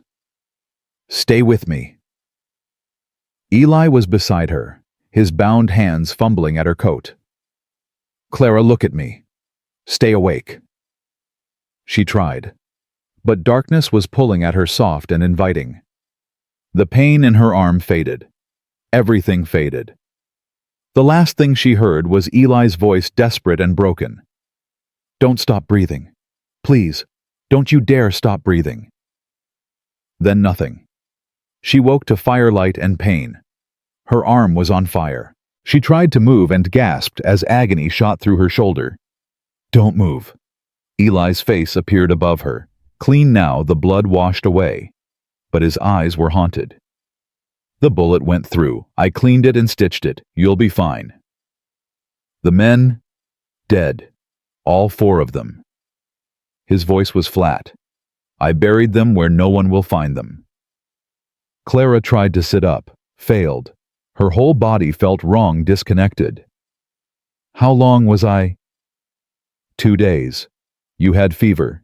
Infection started, but I fought it with yarrow and golden seal." His hand touched her forehead gently. "Fever broke this morning. You're going to be okay." 2 days. She'd been unconscious for 2 days while Eli. "You took care of me." "Of course I did." He said it like it was obvious, like there was no question he'd do anything else. "You saved my life out there. You could have run, should have run, but you came for me instead." Clara remembered the moment she'd fired that first shot, how she hadn't hesitated, how she'd killed a man without blinking. "I killed him," she whispered, The bearded man. I shot him, and then you—" She stopped, unable to say it. "I tore out his throat with my teeth because my hands were tied, and he was going to kill you." Eli's voice was cold. "I'm not sorry. I'd do it again. I'd do worse to keep you safe." Clara looked at him. Really looked. His knuckles were scraped raw. His face was drawn and exhausted. He'd killed 4 men and spent 2 days keeping her alive. "Thank you," she said quietly. "Don't thank me.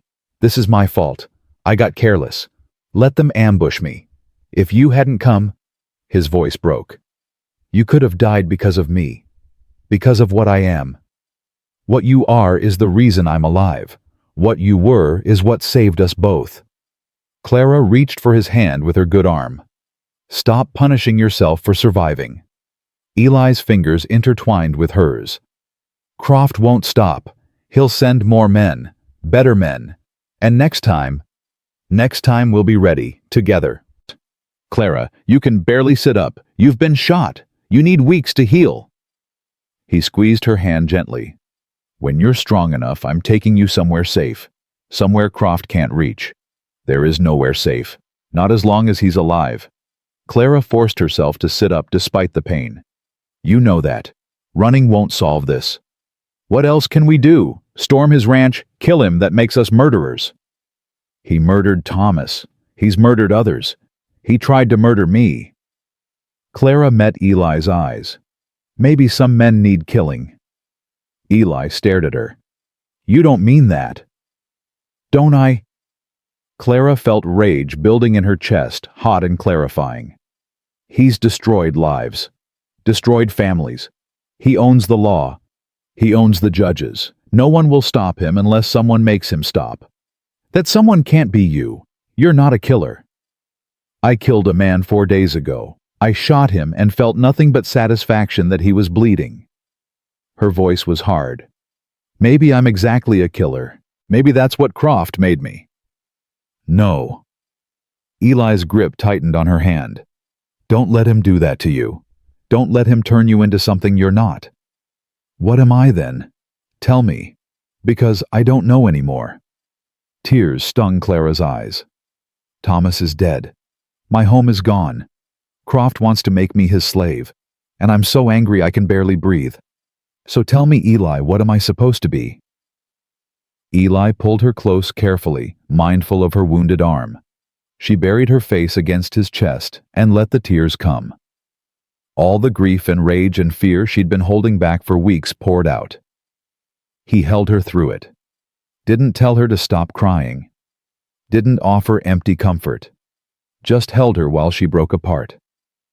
When the tears finally stopped, Clara pulled back. "I'm sorry, I shouldn't—" "Don't apologize. Not for feeling, not for being human." Eli touched her face gently. "You've earned the right to break down." "I don't want to break down. I want to fight back." "I know. But fighting Croft head-on is suicide. He's got 20 men, money, power. We've got—" He gestured around the cabin. "We've got this. A cabin and 2 rifles and whatever bullets we have left. We have something he doesn't. We have nothing left to lose." Clara's voice was steady now. "That makes us more dangerous than he knows." Eli studied her face. "What are you thinking?" "I'm thinking about what you said. That fear makes men think twice. That knowing Black Carver is alive made those men terrified." She paused. "What if we made Croft afraid? Really afraid? How? I don't know yet. But there has to be a way. Some weakness. Some vulnerability." Clara's mind raced. He owns the town through fear and money. But what if the town stopped being afraid? What if someone stood up to him? They tried. They died. That's why no one stands up anymore. Because they stood up alone. Because Croft picked them off one by one. Clara gripped Eli's hand. "What if it wasn't one person? What if it was everyone? You're talking about an uprising, a revolution." Eli shook his head. "Those people in Sage Hollow, they're not fighters. They're farmers, shopkeepers. They chose safety over justice. They won't suddenly grow spines." "Not suddenly." But maybe if someone reminded them what they were fighting for, what they'd already lost by choosing cowardice. Clara's voice grew stronger. Thomas died defending what was his. He wasn't the first. How many others has Croft stolen from, killed, destroyed? Dozens. Maybe hundreds if you count the people he's crushed economically. Then they have reason to fight. They just need someone to lead them. Eli's eyes widened. No, absolutely not. You're not me, us. Clara met his gaze. You know how to fight, how to plan, how to beat men like Croft. And I know those people. I lived among them. I know who they are underneath the fear. They'll never follow you. They abandoned you. They chose Croft. They chose survival. But maybe survival isn't enough anymore. Clara's jaw set. I'm going back to Sage Hollow, with or without you. You're insane. You're wounded. You can barely stand. And you want to ride into town and start a war? Not tomorrow, but soon. As soon as I'm healed.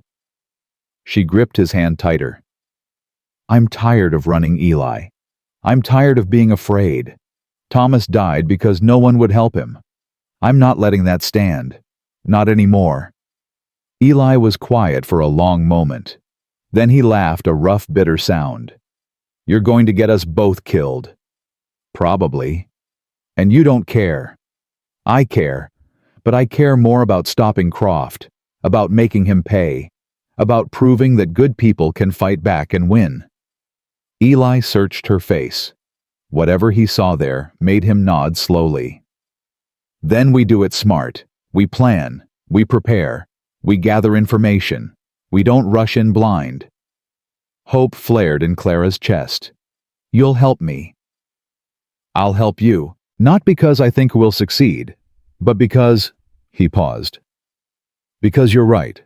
Running isn't living. And I'm tired of being a coward. You're not a coward. I've been hiding for 3 years. That's the definition of coward. His expression hardened. But no more. If we're doing this, if we're really going after Croft, then I'm done hiding what I am. Black Carver's coming back. For one last job. Clara heard the edge in his voice. The darkness. The part of him that knew how to kill without hesitation. Will you be able to stop after? She asked quietly. Eli looked at her for a long moment. I don't know. That's what scares me. Then I'll help you. Like you helped me. Clara's voice was firm. We're in this together. All of it. The fighting and the healing and everything after. There might not be an after. Croft could kill us both. Then we die together. That's better than dying alone. Eli pulled her close again, careful of her arm. She felt his heart beating against her cheek, felt his breath in her hair. When did you become so brave? He whispered. When I had something worth fighting for. They stayed like that for a while, holding each other in the firelight. Two broken people planning to wage war against a monster. It was probably suicide. Probably doomed. But it was better than hiding. Better than running. Better than letting evil win by default. The next 2 weeks passed in a blur of healing and planning. Clara's arm improved slowly. The stitches held. The infection didn't return. By the end of the first week, she could lift her arm without crying out. By the end of the second, she could handle a rifle again. Eli trained her relentlessly. How to shoot from cover, how to reload under pressure, how to aim for vital spots. He was merciless, pushing her until she wanted to scream. Again, he'd say when she missed. Croft's men won't give you a second chance. I hit him. In the shoulder. He's still shooting back. Again. She learned. God, she learned. Her hand steadied. Her aim improved. The rifle became an extension of her will. At night they planned. Eli drew maps of Sage Hollow from memory. Marked Croft's ranch, the sheriff's office, the places where Croft's men gathered. He keeps most of his men at the ranch, Eli explained. But he's got 4 or 5 who patrol the town, keep people in line. They're the key. How so? Take them out, and the town sees Croft's vulnerable, sees he can bleed. That's when people find their courage. He marked an X on the sheriff's office. But we need the sheriff. If he stands with us, he won't. He's in Croft's pocket. Then we need proof of something so bad even a bought sheriff can't ignore it, something that forces his hand. They talked through scenarios, discarded plans that were too risky, too complicated, too likely to get innocents killed. We need allies in the town, Clara said finally. People who secretly hate Croft, who'd fight if they thought they could win. Who? Clara thought back. Remembered faces, conversations. The woman at the seamstress shop who'd closed her curtains, but whose eyes had been full of tears. The shopkeeper who'd turned his back, but whose hands had been shaking. Mrs. Chen, the boarding house owner. Croft foreclosed on her husband's freight business 2 years ago, drove him to drink himself to death. Clara's voice was certain. She hates him. She's just afraid. Anyone else? Pastor Michaels. He's weak, but he's good. If we could show him a way to stand up to Croft without sacrificing his congregation, he might find his spine. Eli finished. Good. We need a moral authority. Someone people trust. And the farmers. The ones Croft's been squeezing for years. They're desperate enough to take risks. Eli nodded slowly. We've got the bones of a plan. But we need timing. And we need leverage. Something to force Croft into a position where he can't just send his men to kill everyone who opposes him. What kind of leverage? I don't know yet, but there's always something. Every powerful man has a weakness, something he values more than power itself. Eli's eyes were distant. We just have to find it. They worked through it night after night, building a plan, identifying weaknesses, preparing for every contingency they could imagine. And slowly, something else grew between them. Clara would catch Eli watching her with an expression she couldn't quite name. He'd touch her hand while going over maps, let his fingers linger. When she had nightmares, and she had them most nights, he'd move closer, his presence alone enough to quiet the fear.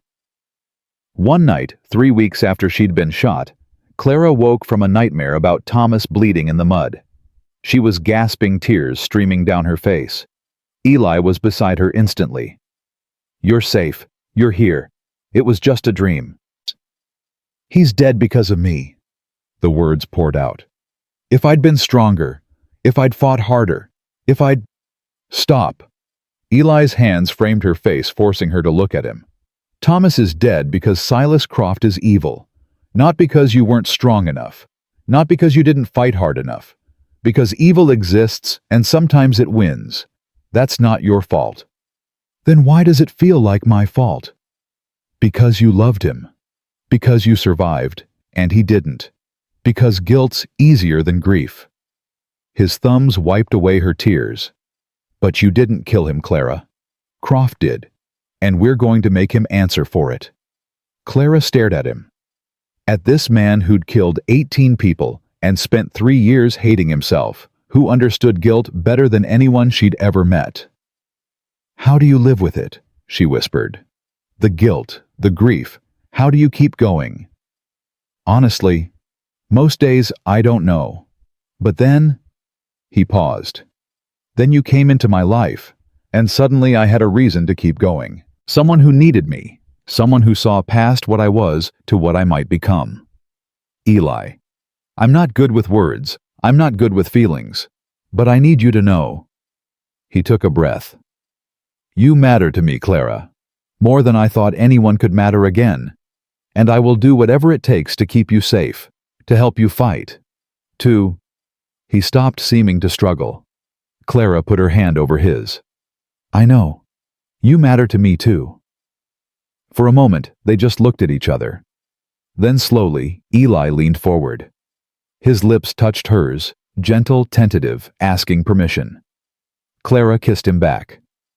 It wasn't like kissing Thomas. Thomas had been fire and passion and youthful enthusiasm. This was different. Deeper. A connection forged in survival and shared pain and understanding that went beyond words. When they pulled apart, Eli rested his forehead against hers. I can't replace him. I wouldn't try. I don't want you to replace him. I want... Clara struggled to find words. I want you to be who you are, broken and healing and trying to be better. That's enough. I don't know how to do this. How to be with someone. Neither do I. Not anymore. So we figure it out together. Eli pulled her close, careful of her healing arm. She fit against him perfectly, her head tucked under his chin.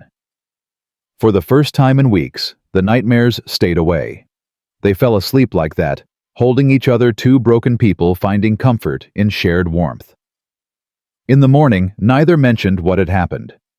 But something had changed. They moved around each other with new awareness. Touches lingered. Glances held meaning. They were becoming something. What exactly neither could say. But it was real.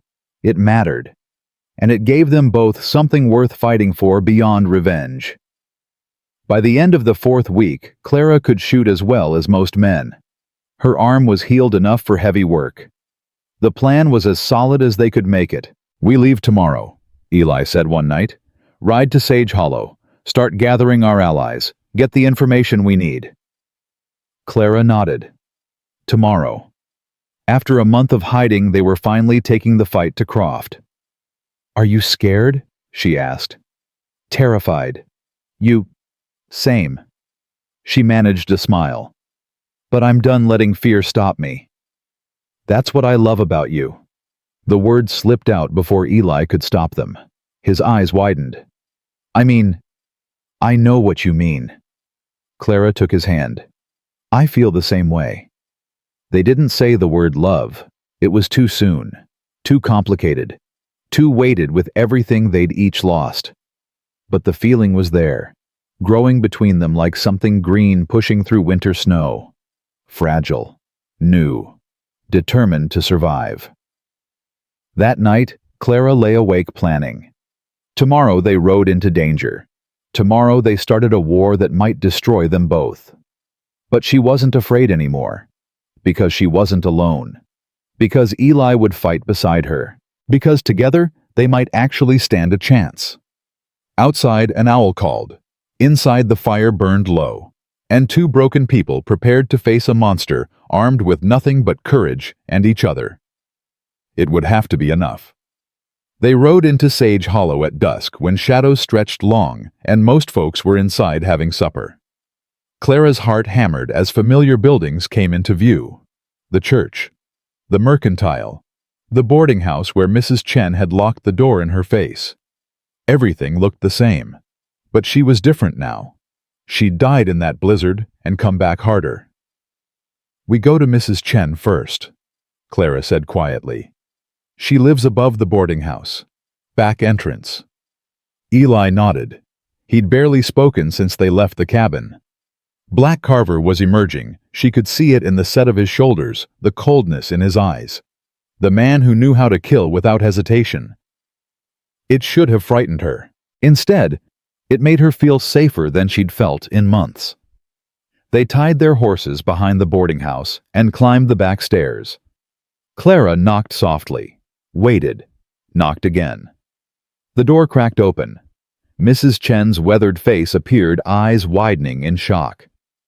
Clara, my godchild, I thought you were dead. Croft's been saying, can we come in? Please, it's important. Mrs. Chen hesitated, glancing past them into the darkness. Then she pulled the door wide. Quickly. Inside, the small apartment smelled of ginger and tea. Mrs. Chen locked the door behind them, her hands shaking. You shouldn't be here, she whispered. Croft's men are looking for you. They say you killed 4 of his ranch hands. They say there's a price on your head. They tried to kill us first, Clara said. We defended ourselves. Mrs. Chen's eyes shifted to Eli. Really looked at him for the first time. Her face went pale. You're him. Black Carver. Dear God, the stories about you are probably true, Eli said flatly. But right now we need your help.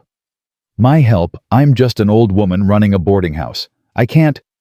Your husband died because of Silas Croft. Clara's voice was gentle but firm. He foreclosed on the freight business, drove your husband to drink, and you've been struggling ever since. I know you hate him. I know you want him to pay.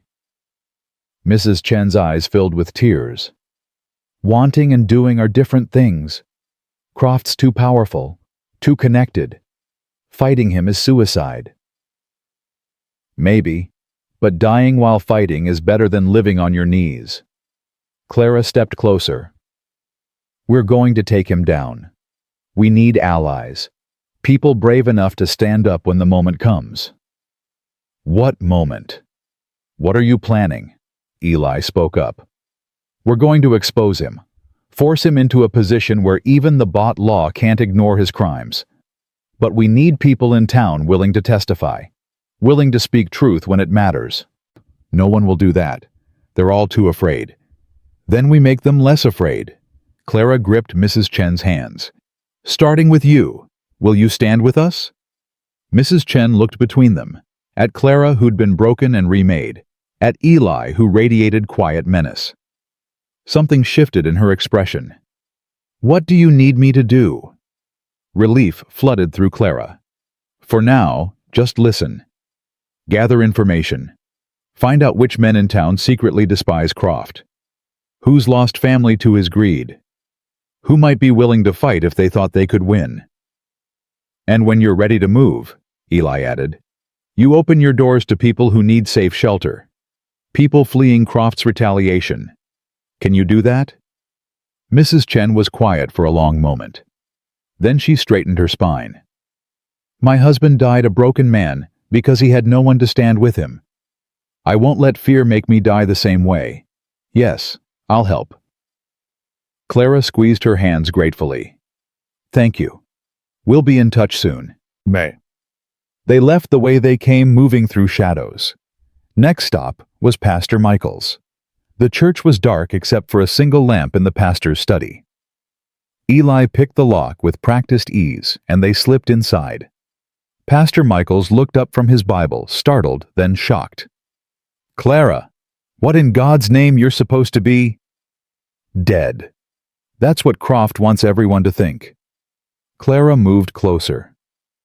We need to talk, Pastor, about standing up to evil instead of enabling it with silence. Pastor Michael's face crumpled. I tried to help you. You offered prayers and pity.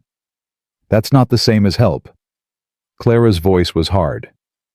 Thomas died because good people did nothing. How many others have to die before you find your courage? It's not that simple. Croft controls everything. The sheriff, the judge. If I speak against him, he'll burn this church. He'll hurt my congregation. He's already hurting them, Eli said quietly, by forcing them to choose between conscience and survival, by making them complicit in his evil. You think their souls aren't damaged by that? Pastor Michaels stared at him. Who are you? Someone who knows what it costs to serve evil men. Someone who's trying to atone. Eli's voice was steady. We're going to bring Croft down. When we do, your congregation will need spiritual guidance. They'll need someone to help them understand that fighting evil isn't sinful, enabling it is. Can you be that person? The pastor's hands shook on his Bible. What if you fail? What if Croft? Then we die trying, but at least we die with clean hands. Clara leaned forward. I'm not asking you to fight, Pastor. I'm asking you to bear witness, to speak truth when the moment comes. Can you do that much? Pastor Michaels closed his eyes. When he opened them, something had changed. Yes. God forgive me for waiting so long, but yes. 2 allies. It was a start. Over the next week, they moved carefully through Sage Hollow, meeting people in darkness, speaking in whispers, building a network of the desperate and angry. Mrs. Chen gave them names. Pastor Michaels vouched for their character. The farmer whose daughter Croft's men had assaulted. The shopkeeper whose son had been beaten for refusing to pay protection money. The widow whose husband had died in Croft's mine when he refused to pay for safety equipment. One by one, they found people with nothing left to lose. People who'd trade safety for justice if someone gave them a chance. But they needed more than angry farmers with pitchforks. They needed leverage, something to force Croft into vulnerability. The answer came from an unexpected source. Clara was in the mercantile hooded and keeping to the shadows when she overheard two of Croft's ranch hands talking. "Shipping the cattle next week. Boss is moving his entire herd to avoid the tax assessor." "Smart.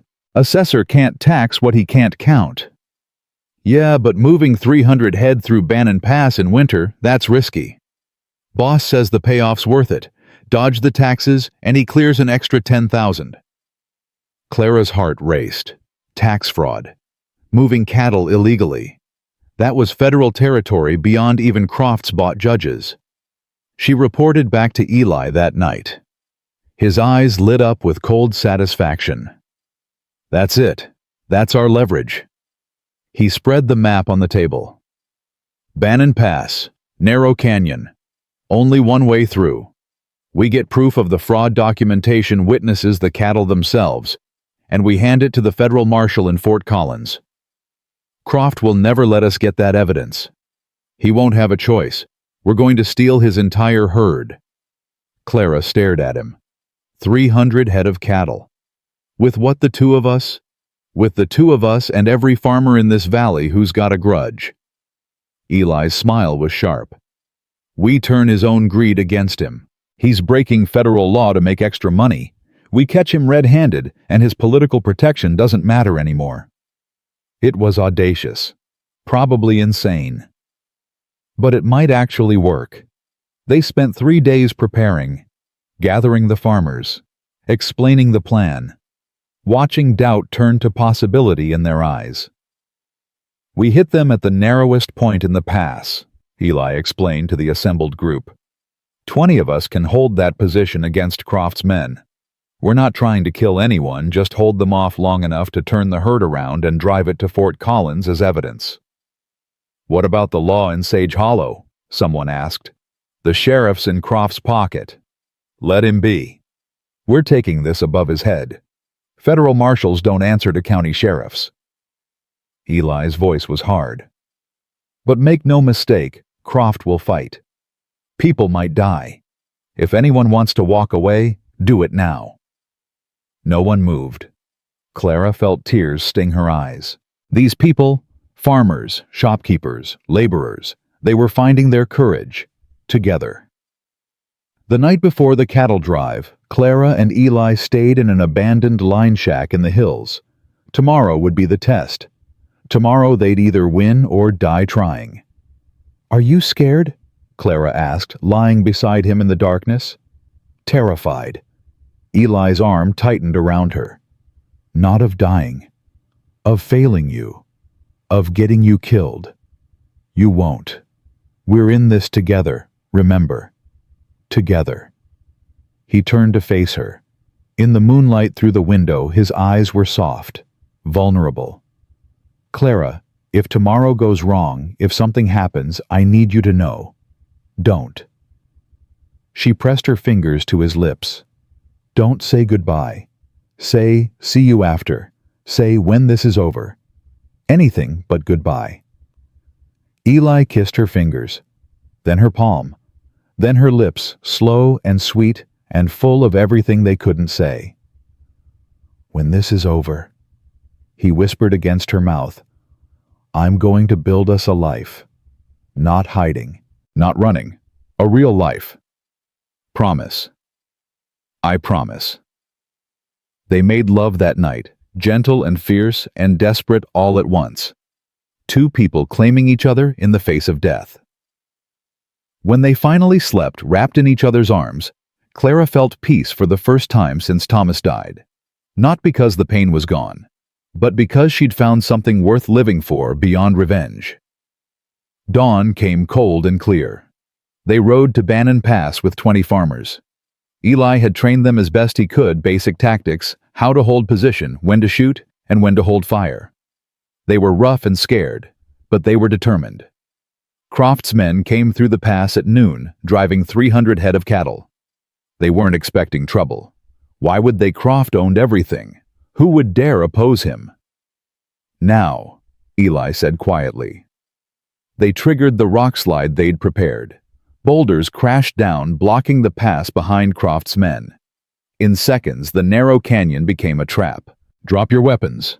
Eli's voice echoed off the canyon walls. You're surrounded. Croft's men, 10 of them, spun in confusion. Saw farmers with rifles positioned on the canyon rim. Saw they were outnumbered 2 to 1. The foreman, a hard man named Dutch, reached for his gun. Eli shot the hat off his head. Next one goes through your skull, Eli called. Drop the weapons, now. They dropped them. Get off your horses. Sit down. Hands behind your heads. They obeyed, shock and fear written on their faces.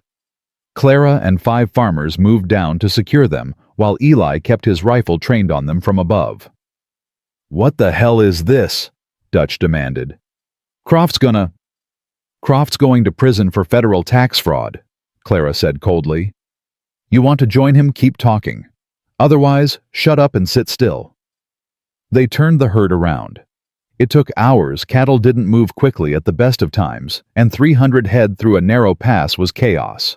But slowly, patiently, they drove them back toward Fort Collins. Croft's men stayed tied up in the canyon. By the time someone found them, this would all be over. They were 5 miles from Fort Collins when riders appeared on the horizon. Clara's heart sank. Croft had somehow gotten word. He was coming with reinforcements. How many? She asked Eli, who had the better eyes. 20, maybe 25. His jaw tightened. Too many. We can't fight that many and protect the herd. Then we don't fight.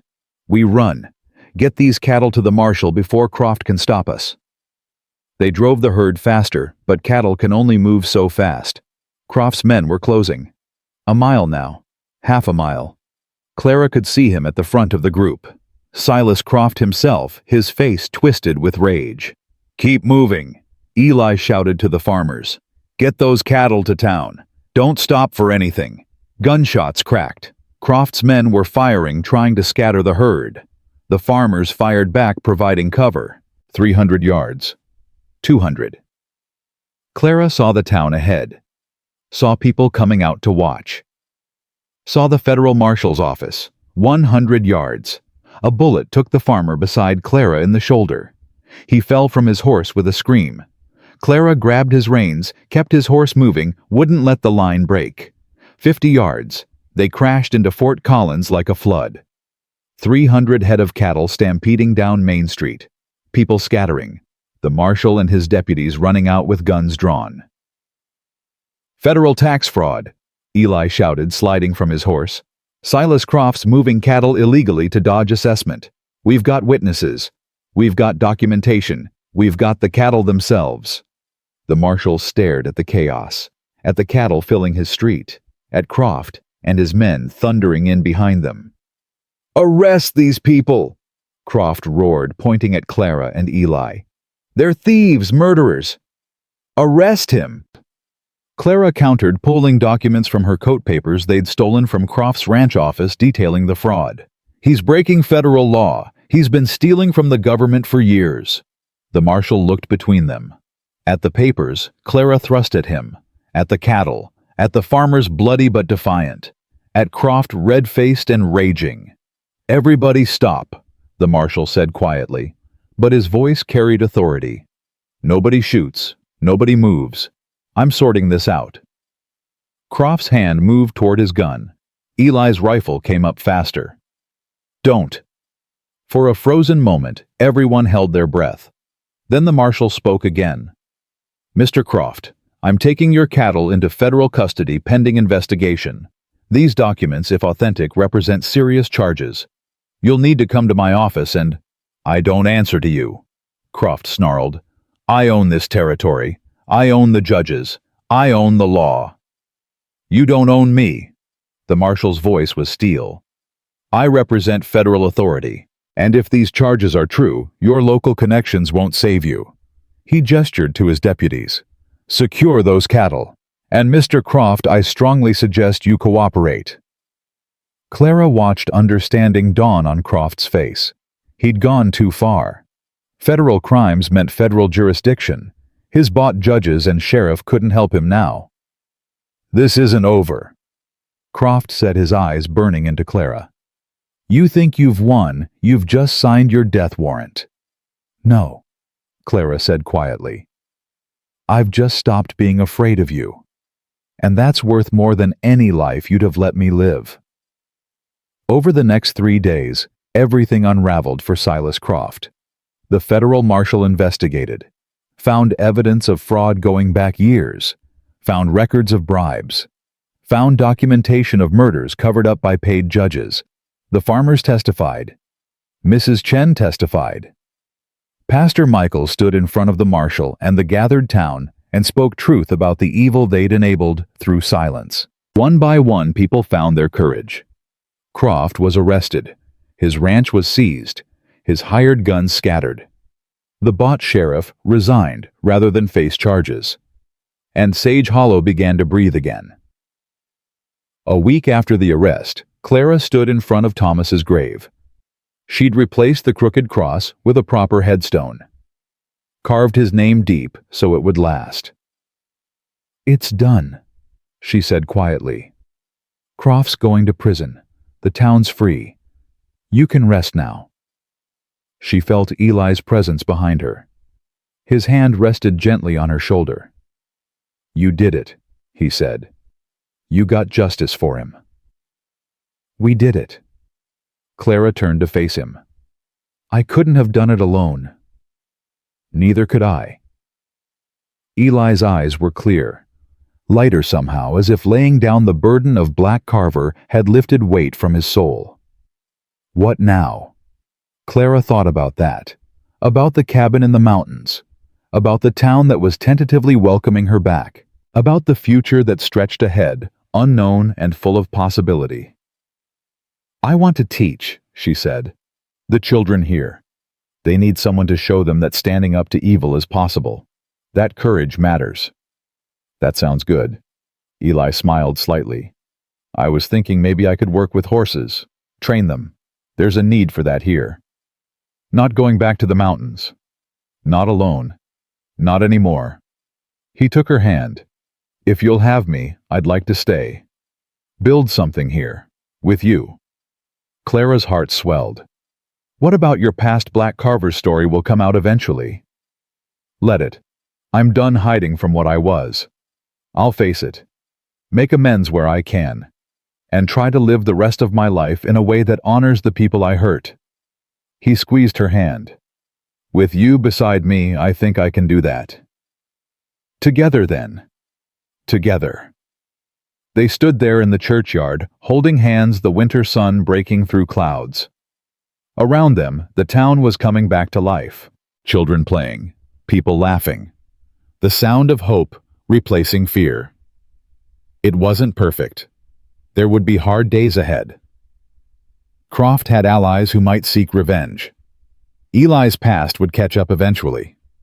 The grief Clara carried for Thomas would never fully disappear. But they'd faced the darkness and survived. They'd chosen courage over safety. They'd proven that broken people could heal each other, that love could grow in the aftermath of loss, that standing together made all the difference. 6 months later, Clara stood in the schoolhouse she and Eli had built, teaching 20 children their letters. Through the window she could see Eli in the corral, gentling a wild horse with patience and skill. That night, they sat on the porch of the cabin they'd built together, not in the mountains, but on the edge of town, close enough to help, but far enough for peace. The sunset painted the sky gold and crimson. "Do you ever regret it?" Eli asked. "Staying fighting. Everything you went through." Clara thought about that. About the woman she'd been desperate, broken, ready to die in the snow. About the woman she'd become stronger, fiercer, complete. "No," she said firmly. "Not for a second." Eli pulled her close. She fit against him perfectly, her head on his shoulder, his arm around her waist. Two broken souls who'd found wholeness in each other. "I love you," he said quietly. "I should have said it sooner."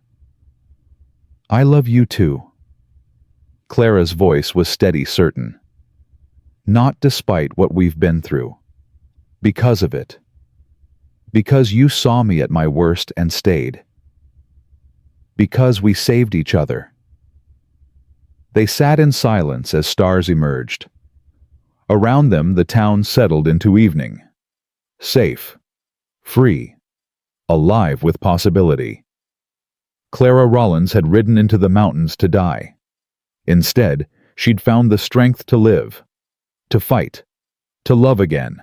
And in a candlelit cabin during the worst storm of her life, she'd discovered that sometimes salvation comes from the most unexpected places, and the most broken people can become each other's greatest strength.